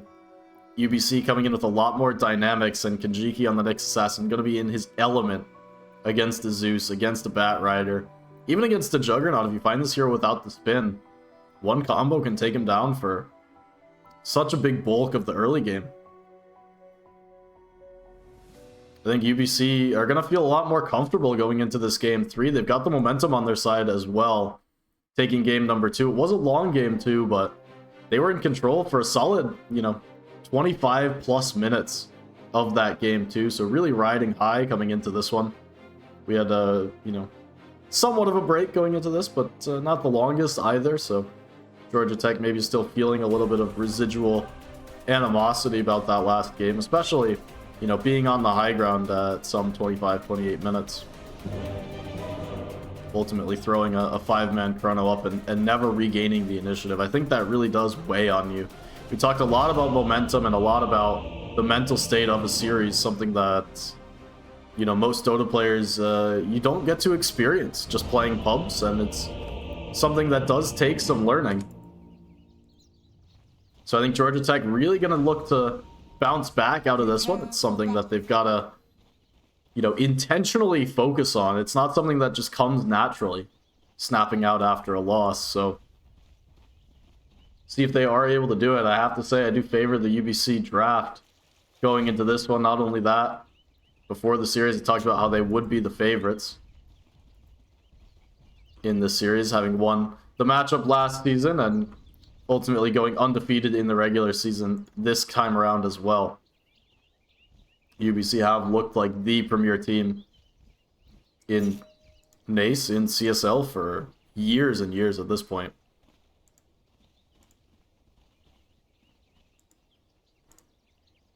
establishing themselves as a presence. Looking to add to their list of titles.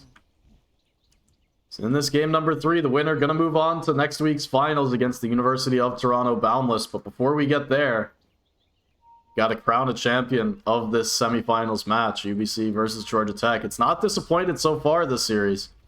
I don't expect it to in game number 3. If you thought we were going to get a quick stomp, I'd say think again. This game has all the makings to run a bit long, and we'll see the battle. PA versus the Juggernaut. So runes go 2 apiece. Mid laners set to block on their respective sides. Game number 3 gets underway. Series 1-1. Georgia Tech taking the first. UBC with the second. Looking to close out the series with a victory. Sentinel again, going to get the better of this block. Quali on the Zeus. I actually can't say I remember seeing him play this hero throughout the season. Not to say that he doesn't play it. But one of the downsides to this NACE season, we only have 8 matchups that you get to see regular season-wise, and even less when you see a couple of forfeits throughout the course of the regular season. UBC only got to play like 4 matches in the regular season, so still don't get to see a ton of these teams. Well, early on, pretty happy in this mid lane. I think it should be a pretty uneventful mid as well, each of these heroes. A little bit of trading, a little bit of farm, but ultimately not the most threat coming through, at least not early on in the lane. Go ahead and take a peek at how our side lanes have started off. Drano farming up nicely underneath his tower, right outside. Does hit the level 2 early. Jim Abraham on the wrap, but still looking for the experience for his level 2, and Drano. Very nice play here to push the wave a little bit to kill these creeps off quick. Gets the level 2 from Jim Abraham, and you can see UBC immediately respecting that, backing off. It's going to allow Drano to get a little bit of an edge in the early lane. Paying attention to the triangle. Kurt already stacking up once. Just 2 minutes. This is one thing you can do with the Tidehunter. Set up for some very early stacks, and we'll see if those go Cephos' way. We jump across towards the Batrider. Glim's gonna pull Kurt back. Requiem targeting him. It's another dagger to come through. One more click does have him underneath the tower. UBC grabbed the first blood. Did give up first blood, both game 1 and game number 2, so already a better start for them as we get underway this game number 3. But just back to the point, I mean, it's going to be interesting to see whether they give the stacks over to Tidehunter or whether these are destined for Zeus. Really depends on which hero they want to get, you know, accelerated faster. I think ultimately you'd prefer to have Zeus get the stack, but we'll see how much priority they do put that way.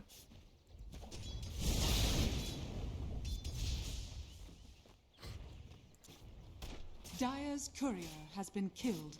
Jim Abraham and Kinjiki playing around the Lotus, but was Kinjiki able to snatch that one away?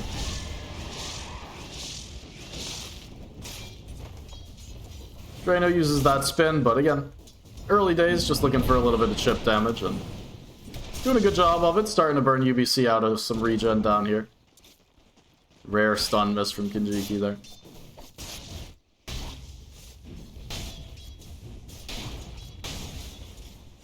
Up in the top side, I think all these lanes are really going about as we expected them to do. Got slight edge across the board for Georgia Tech, all 3 lanes. Slightly edging out their counterpart, but nothing to write home about at this point. Really, the main difference that we do see is 8 denies over 4 Drano. Make that 9 on the Juggernaut.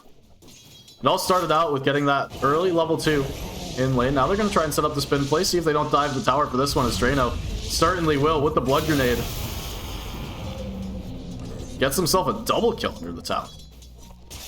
It was the counter blood grenade to try and slow him down, but it wasn't meant to be. Not only does he find the one, but able to get the spin damage on both heroes. That's going to set up Trainer's game very nicely. Has the gold for the full phase boots. It's going to be a very happy Juggernaut. Now 12 denies. Up in levels, up in farm. Couldn't really ask for more.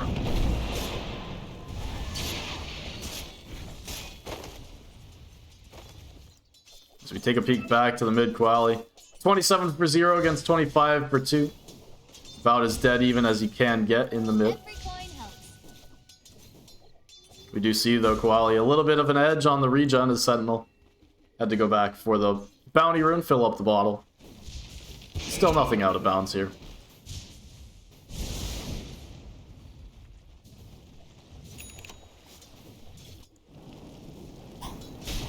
In the top lane, Kurt wanted to get aggressive, but didn't have much. PA very, very secure in this lane against Tide. Doing pretty well in the CS as well. Can pose some problems with the anchor smashes. Down bottom, Georgia Tech will give one back. That makes it 2-2 so far in this game.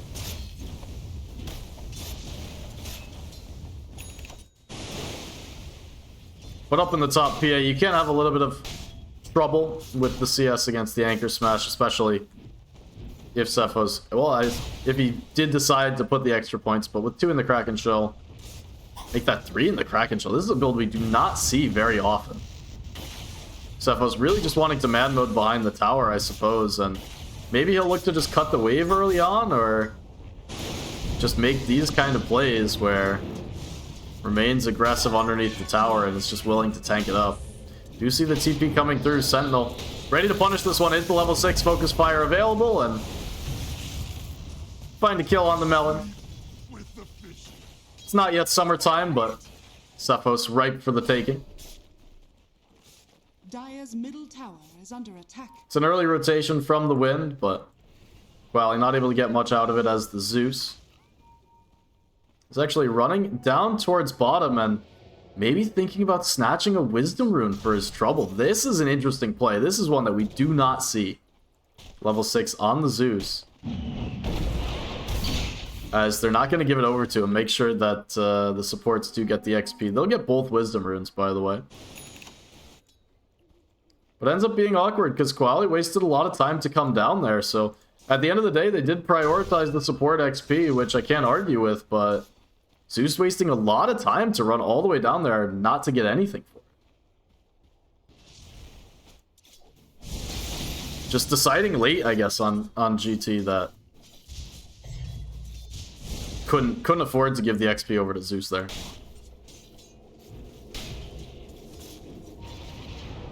Jim Abraham through the Twin Gate underneath the Observer Ward will be scouted out, but they've got the rotation coming through from Koali as well.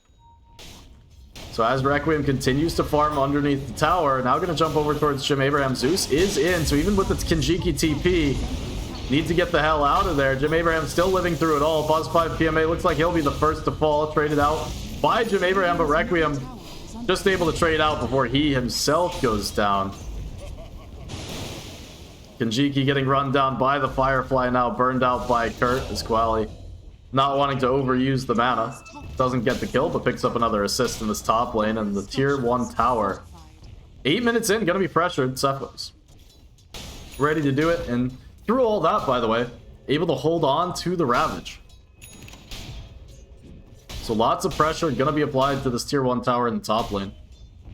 Dire's top tower is under attack. This is a very big deal, by the way. Requiem has TP'd back up here. There is a Ravage available on Cephos. And we see Sentinel immediately grabs the Invis rune and he uses it to run towards top, and he recognizes that his PA could be in danger here if they were to make a Ravage play on Georgia Tech. Instead, Cephos just hanging out here by himself. Some more stacks through the triangle. Dire's middle tower is under Looked like these were going to be more prioritized, as we see empty Ancients on the other side of the map. But it looked like the stack was going to be more prioritized early in the game when Kurt went for the 2-minute stack, but did back off of it. So no major influx of cash coming.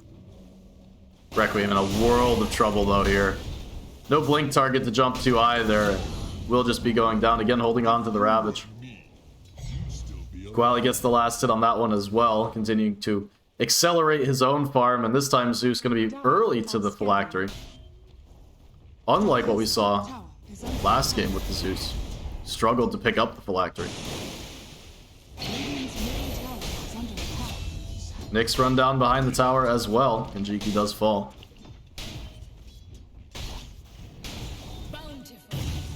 Dire's top tower is under attack. Gwali in the mid. A little bit of pressure put onto him, but the TP is coming behind him.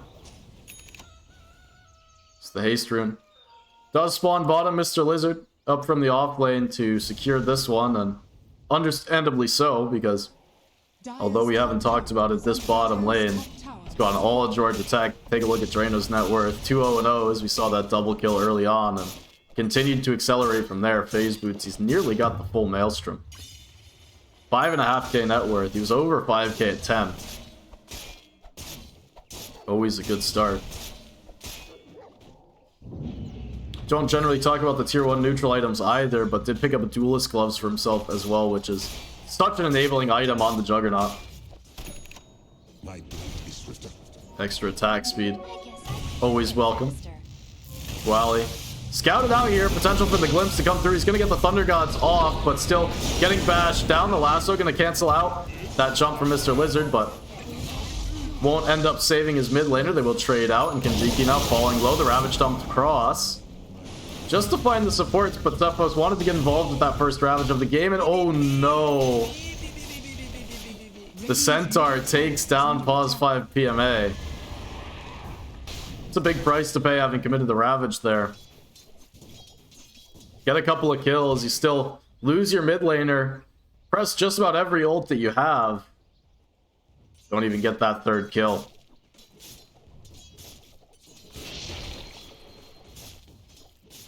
Just about an even trade, I'd say, for Georgia Tech, as not going to be too happy to lose Zeus.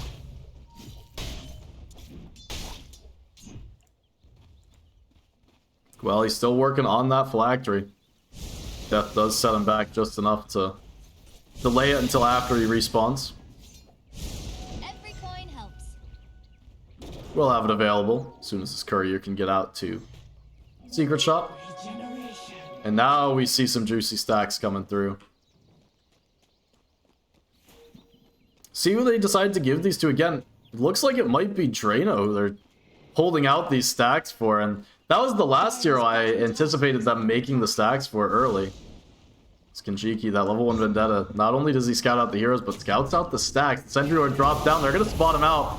Carapace and Kurt's got the lasso ready. See if he decides to commit it as Kinjiki actually able to take down Jim Abraham. I'm sure he'll trade out his life, but more than happy to get that cheeky kill as he turns it with the Vendetta.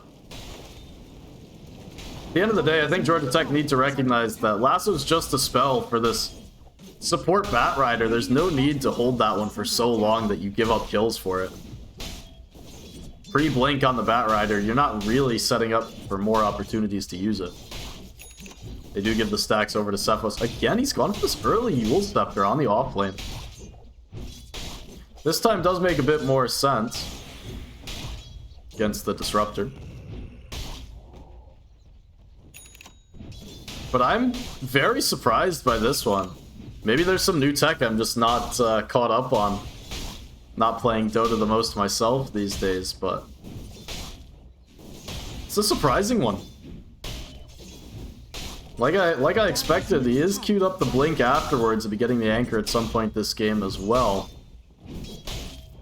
This is just not how we see Tide played these days. So used to seeing kind of build up that's like Vlad's or the Eternal Shroud or something that lets you just run forward, not have a care in the world, you purge things off with Kraken Shell. Eventually I press Ravage if you go on me anyway. You just dissuade the enemy team there. Really not sure what the idea is here. I'm not the biggest fan. Gonna find the go onto Mr. Lizard, swap into lasso executed pretty nicely there. Gwali actually backed off with the flame break, drags him back. Gwali doesn't want to get too close. He's worried about a potential turn. Still, Georgia Tech eventually able to run that kill down. Jim Abraham again. Burned down by Kinjiki. Working on the mental factor.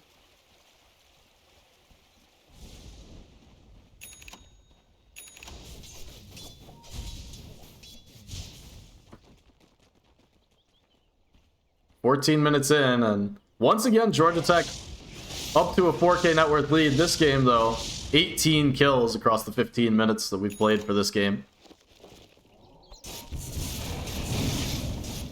Still, this is the third game in a row where Georgia Tech off to an early lead. First 15 minutes of this game. This time off the back of a pretty significant lane win. Especially in this bot lane.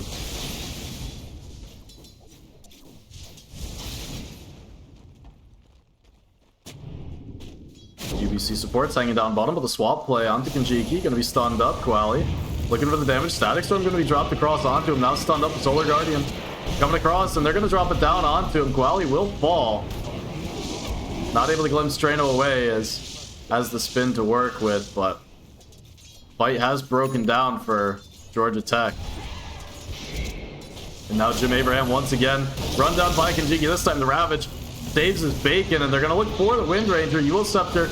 It's actually Stephos' Yules.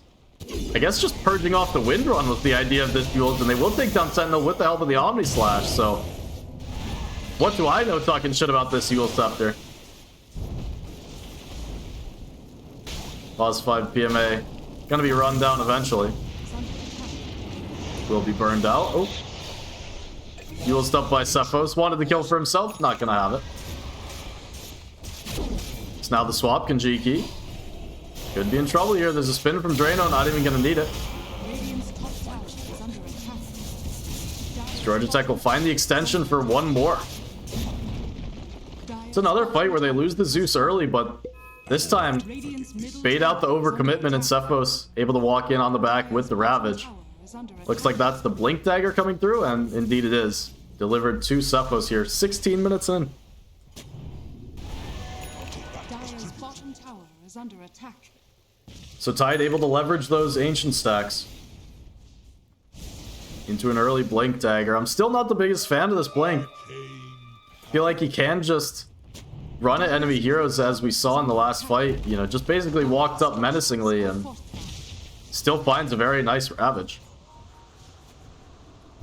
Sentinel, very much running awkwardly. Not sure what he was looking at, but just ran into 3. Didn't even need spells. One magic missile. Dire's middle tower is under attack. Oh, did they actually get the lasso off? Interesting. Plus 5 PMA gonna be swapped out, and Georgia Tech, they're starting to run away with this one. Kinjiki in trouble as well. No Carapace, now has it up. But Stephos, well, Quali will be able to burn him down. It's a couple more kills their way. UBC starting to crumble. 8K net worth lead for Georgia Tech. They get kill after kill. I mean, this is a PA lineup where you're working on a Battle Fury. You've got Dawnbreaker, Solar Guardians in every once in a while, but you don't want to be fighting non-stop into this Georgia Tech lineup. Tide's always been a menace who can just sit in this lane, and it feels like UBC are just getting a little bit big for their britches at this point.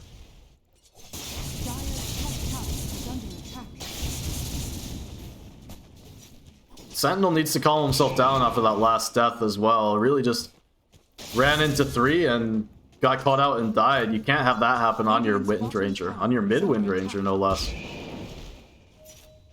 This is the one hero that's able to trade out heroes pretty effectively with the Focus Fire. And once again in this game 3, Georgia Tech gonna go for an early Roche. This is all 3 games of this series. Georgia Tech approached this formulaically. I believe the Roche times were 21 minutes, 19 minutes, and now going to be 18 minutes in game 3 for Roche 1. Drano asks how he tips Roche. Bashed him up a couple of times. Oh, he killed the healing ward. Didn't notice that one.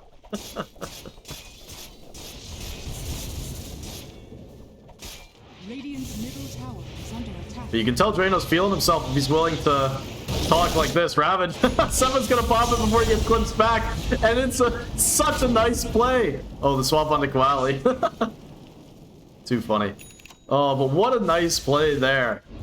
Radiant's middle It's so easy to see that as like a mistake and a mauled play. You're unhappy that you get glimpsed back. Instead, Sepho sets up the kill for his team despite getting glimpsed all the way away. And now all of a sudden, he's in the mid. He finds the anchor onto win. Sentinel in a lot of trouble. The rest of the team has made the rotation from bot. And Sentinel, he'll end up going down. Another Arc Lightning. Not even needed. Jim Abraham takes him down. And just to revisit that Ravage play. Tide's the first one to make the TP. Looks like I got it a little bit early, but Tide's the first one to make the TP. Heads down bottom. And blinks forward a little bit too early. So the glimpse comes through. Looks like the team's not going to be able to connect in time, but just the understanding, the recognition that the team will be there. With or without Seph, as long as he finds the Ravage, they'll have PA. And it's so early on into this game that you're more than willing to trade the Ravage for the PA kill. Because she needs every scrap of farm she can get. Battle Fury still working on the BKB. Nearly completed for Requiem, but not going to be in fighting shape for the foreseeable future on the PA. The 10k net worth lead now for Georgia Tech. They're going to look to continue to press their advantage. First Roche in hand on the Juggernaut. Aghanim Scepter on top of the Mjolnir. It's a rich Juggernaut, 12.5k net worth, 21 minutes. Works out to right around 600 GPM to this point in the game. Still take down this tier 2 tower in the bot. Still yet to see the impact from the Dawnbreaker, honestly. Mr. Lizard has the BKB, but it's pretty much a naked BKB, going for the shard as well. But look at the pressure being put up on the high ground. I really don't know how UBC defend this one. They've got the healing ward.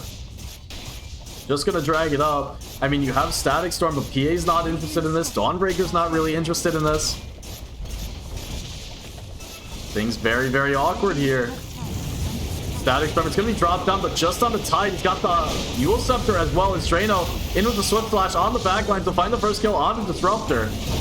Now gonna look for more of the BKB from Requiem. Able to find at least one kill. The swap's gonna save Drano for now. He's gonna get the Omni Slash. He's gonna bounce around on the backline to find Sentinel, and then it ends. But now looking for Mr. Lizard, and he's got the right-click damage for it as long as he can get free. The anchor slowing down, and eventually Mr. Lizard does fall. Drano's looking for the Swift Slash. Not able to find the angle. He does go down. So that'll burn the Aegis, but it's 3 heroes dead for UBC. As the tier 3 tower already fallen, the second glyph gonna be used. Hold the fight recap as PA gonna be caught by the Eul Scepter Swift Slash as well. They're gonna look for him, and they just have him. Look at the damage, Quali, with that last magic nuke from the backline, but it's all Drano with the damage. Gonna try and take down this Juggernaut. Oh, Kanjiki misses the stun. The healing ward is living on the backline as well, and that might just feel the tilt for Kanjiki here, as you hate to see that missed stun. It looked like they might have had the damage, just the supports, to kill off the Juggernaut instead. He's going to take down the melee barracks, and Georgia Tech more likely than not going to escape with their lives.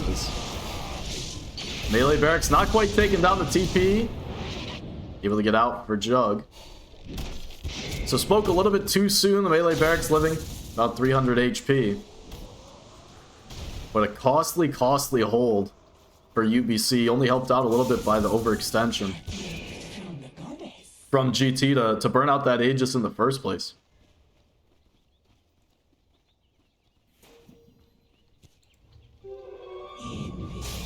But it really does feel like everything's going wrong for UBC.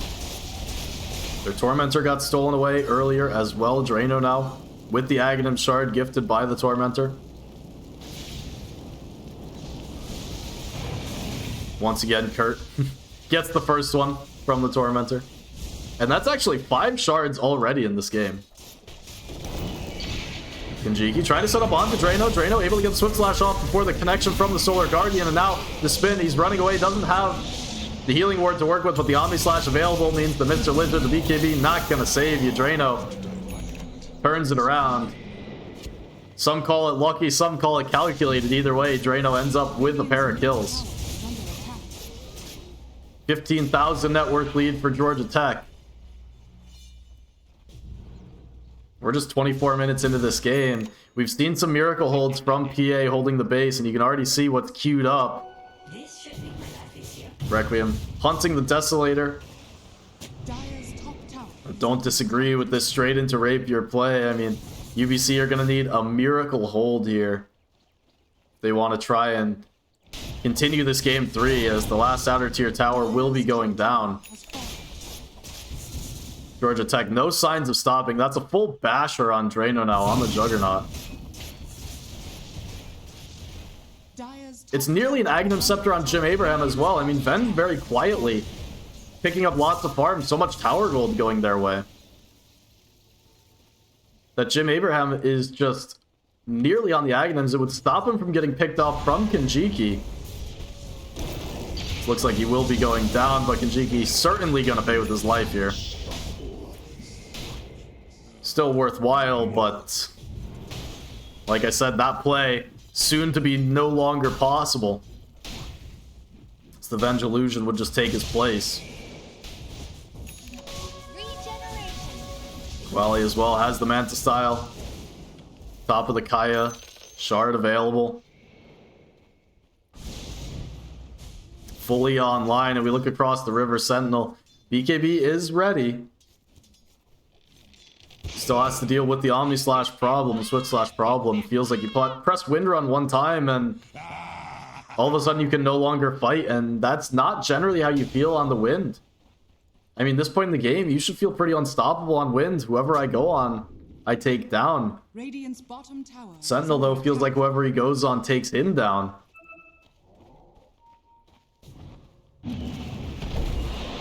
And ultimately, it just feels like this Dawnbreaker doesn't have an impact this game. It was such an early BKB, but not able to turn it into anything.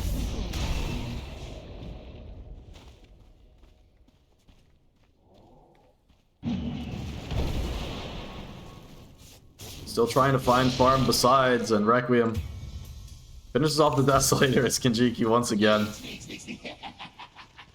Being annoying. This is really all you can do is be a thorn in their side.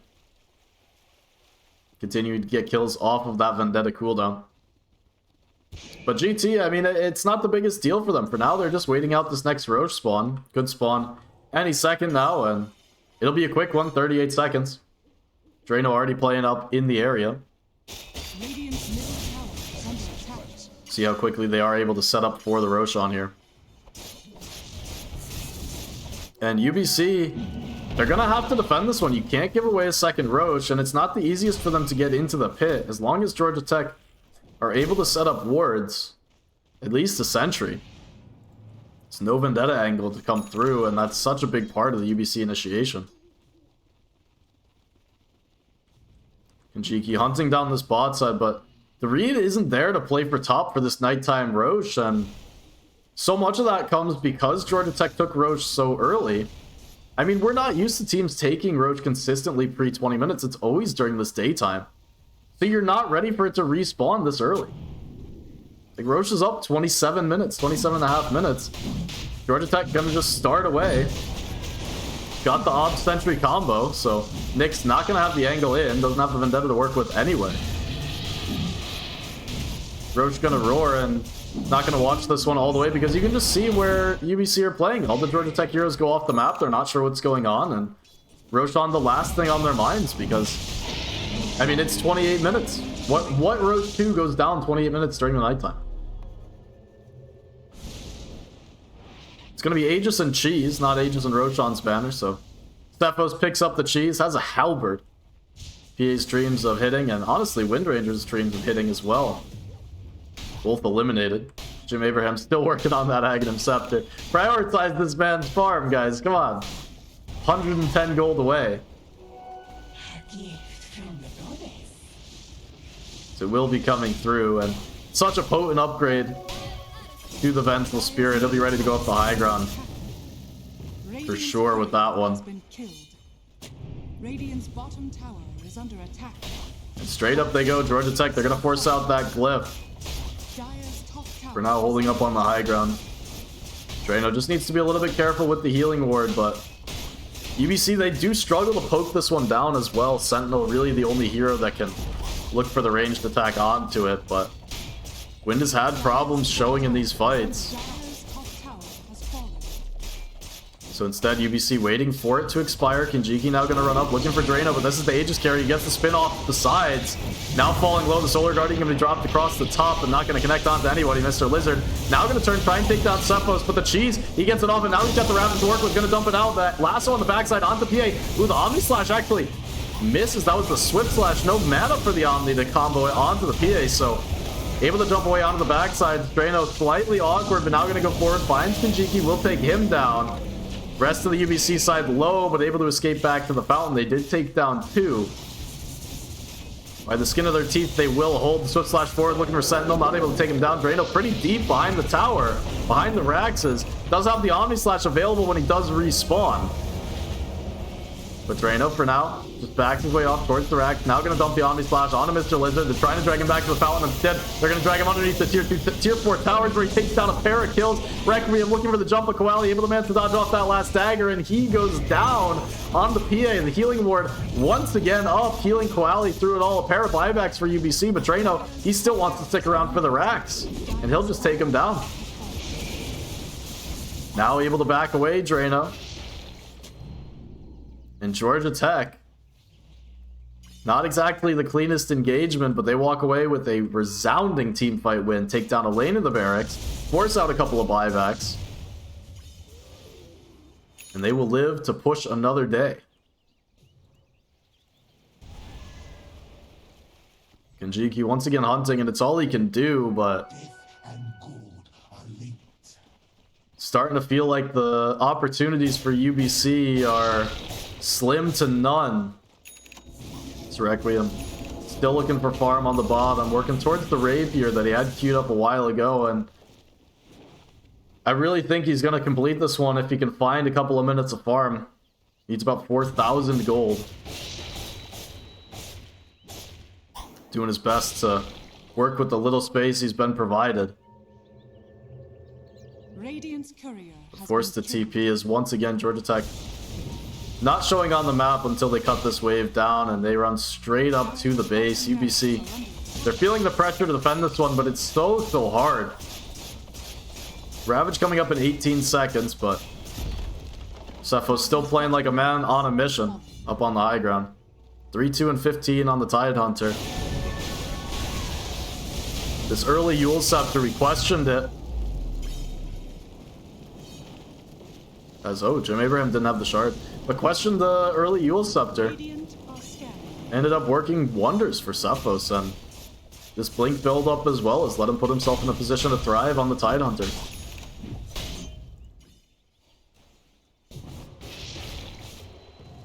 Really, all eyes going to be on Requiem for the next couple of minutes, as gonna look to finish off the rapier. If he does take this, there's always the potential. PA, much like Faceless Void nowadays, you have the chance for this crazy high ground to hold. Now it's going to be made that much harder, not level 25 on the PA.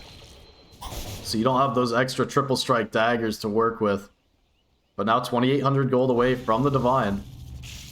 Needs a couple of minutes. Meanwhile, Georgia Tech, they don't need an Aegis in hand to start knocking on the door mid the last set of barracks remaining, and Requiem going to be forced to TP. No rapier coming. BKB forced out early. Jim Abraham with the swap. Stuck inside of the Static Storm, will go down the one time, but the illusion does spawn in his place. They find just the one kill, and that's the PA BKB. Mr. Lizard in some trouble, now going to be caught by the Yule Scepter, has the BKB, dodges out the Ravage, Drano on the backside. Found the Disruptor, and now spinning on the back, has the Omni Slash to work with, doesn't have the Omni Slash actually, as he gets nuked down by Kinjiki. So, overdoing it again, Koali trying to run away so low, and Kinjiki has enough damage. Requiem finds another kill to the side, and Cephos, the stun interrupts the TP. Sentinel found him, and Tide might just be going down here to finish off the team wipe.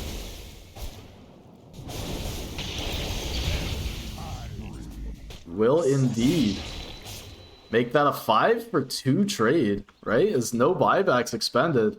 It's a godlike spree on the Jug, so he went down for about 3k gold. Tower is under attack. Make that an 8,000 gold swing, plus all the heroes dead. I mean, Are fortified. talked about PA with the miracle holds. Helps out a lot when Georgia Tech overextend behind the racks, and ultimately Drano just got caught out. Thought he had the Omni Slash available the way he was playing. Didn't have it, and Kinjiki just able to nuke him down. Double damage. Can't see his death summary, unfortunately. Tower is under attack. Was interested in how much damage the Nyx did just to Drano there.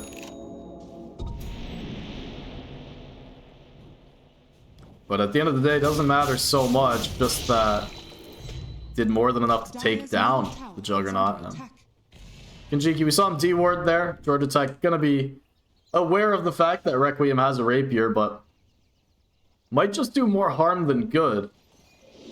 As Georgia Tech, they need to make sure they're not playing too scared into the PA. They still are up 10,000 net worth. Still have big items really on all 3 cores. Items up on the PA. The Aghanim Scepter came through for the Zeus. Nullifier for Drano on top of an MKB. So if you thought he was rich before, take a look at him now. And Cephos still working on the Scythe of Ice, and he'll be coming out shortly as well.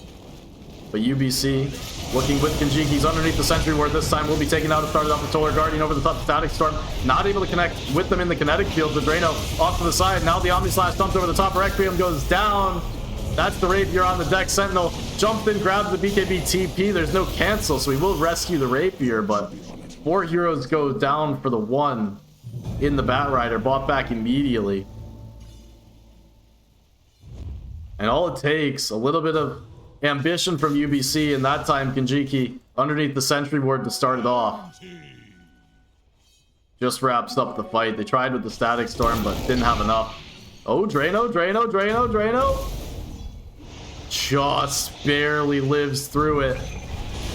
Kinjiki, a valiant try there, as killing off the Jug would have been potentially even enough to hold them back. And if I'm not mistaken, that is the Elven Tunic miss. That is the Elven Tunic mischance that keeps him alive on the Juggernaut.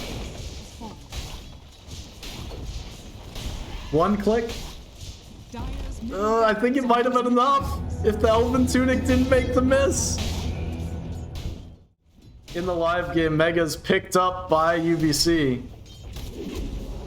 Excuse me, by Georgia Tech, as UBC trying to wait out the PA. They still do have the glyph for the tier 4 towers. Rapier was rescued and left for PA.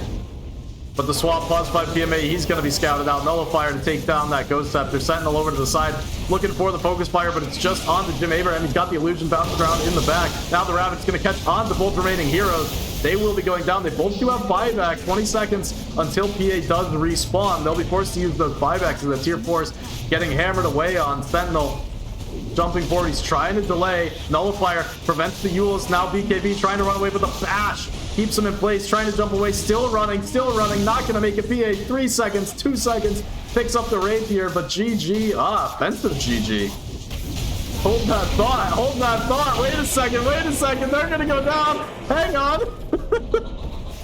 Oh, not like this. They lose 3, Georgia Tech, as PA in the nick of time makes it back, and not what you want to see. Oh my goodness.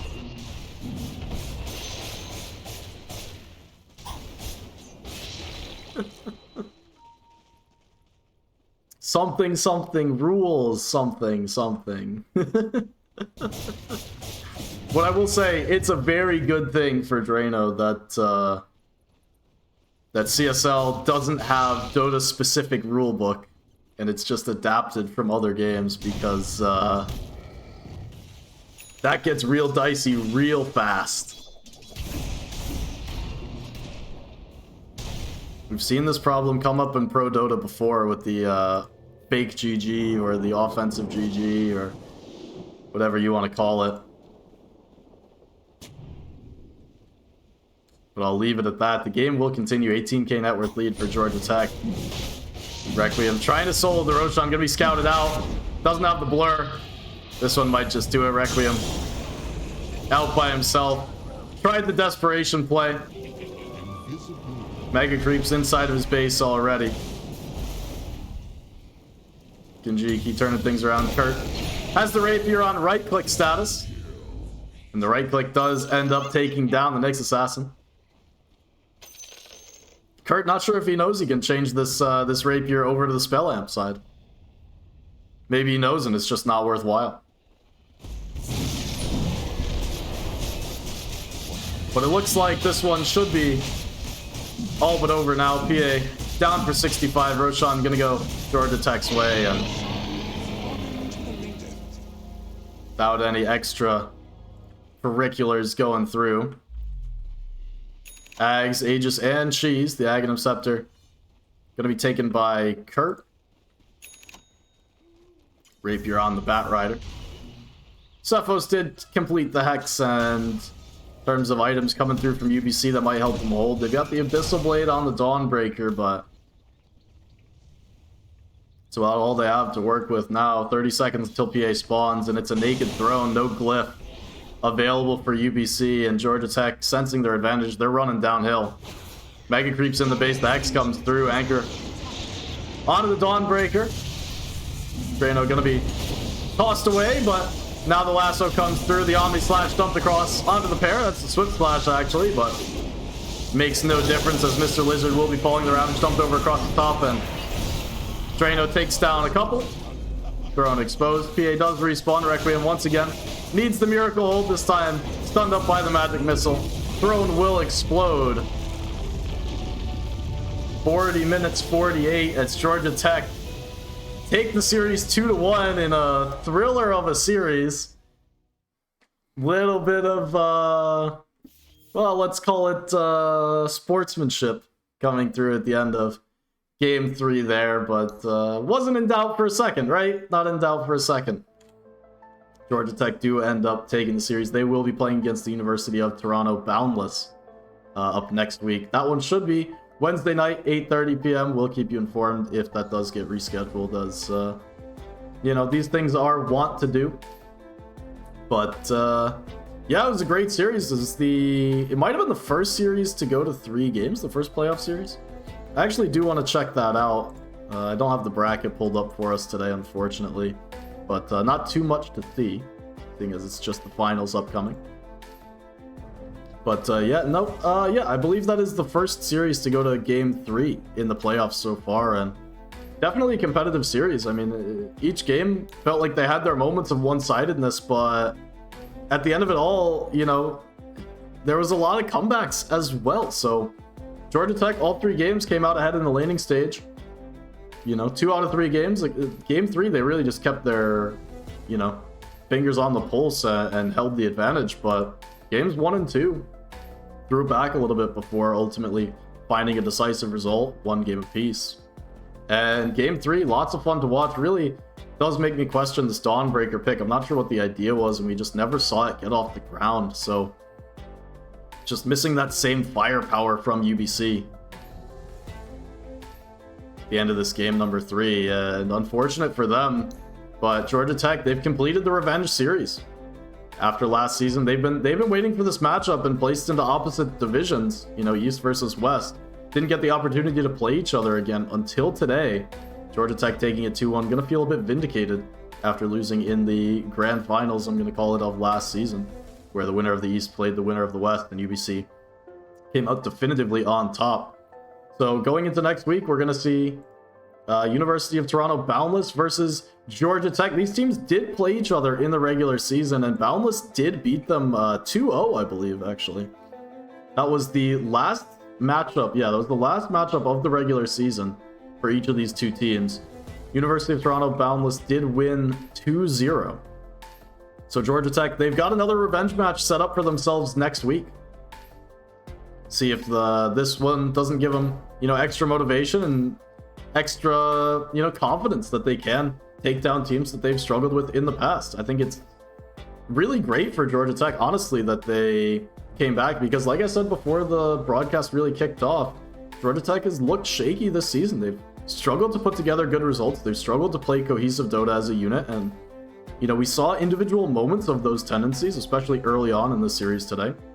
But as a whole, Georgia Tech outperformed my expectations based on how they played this season, and really they looked like they were much more comfortable playing together, and they looked pretty confident as well as the series did progress, not getting set back at all by losing game 2 and, you know, not feeling any momentum shift through that game either. So really setting themselves up for success. Going to be an exciting matchup next week with these last couple of games, but we'll have to wait until then to see it. That's all I've got for you tonight. Thanks everybody for tuning in, and make sure that you do check next time.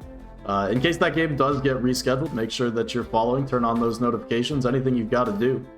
And we'll be here, twitch.tv/CoolHandsDota, to bring you the conclusion of the NACE Starleague, the 2024 spring season. It's been an exciting one, and hopefully we get to see an exciting finals as well. Till then, I'm Cool Hands signing off. Stay happy, stay cool. See you next time. Bye-bye.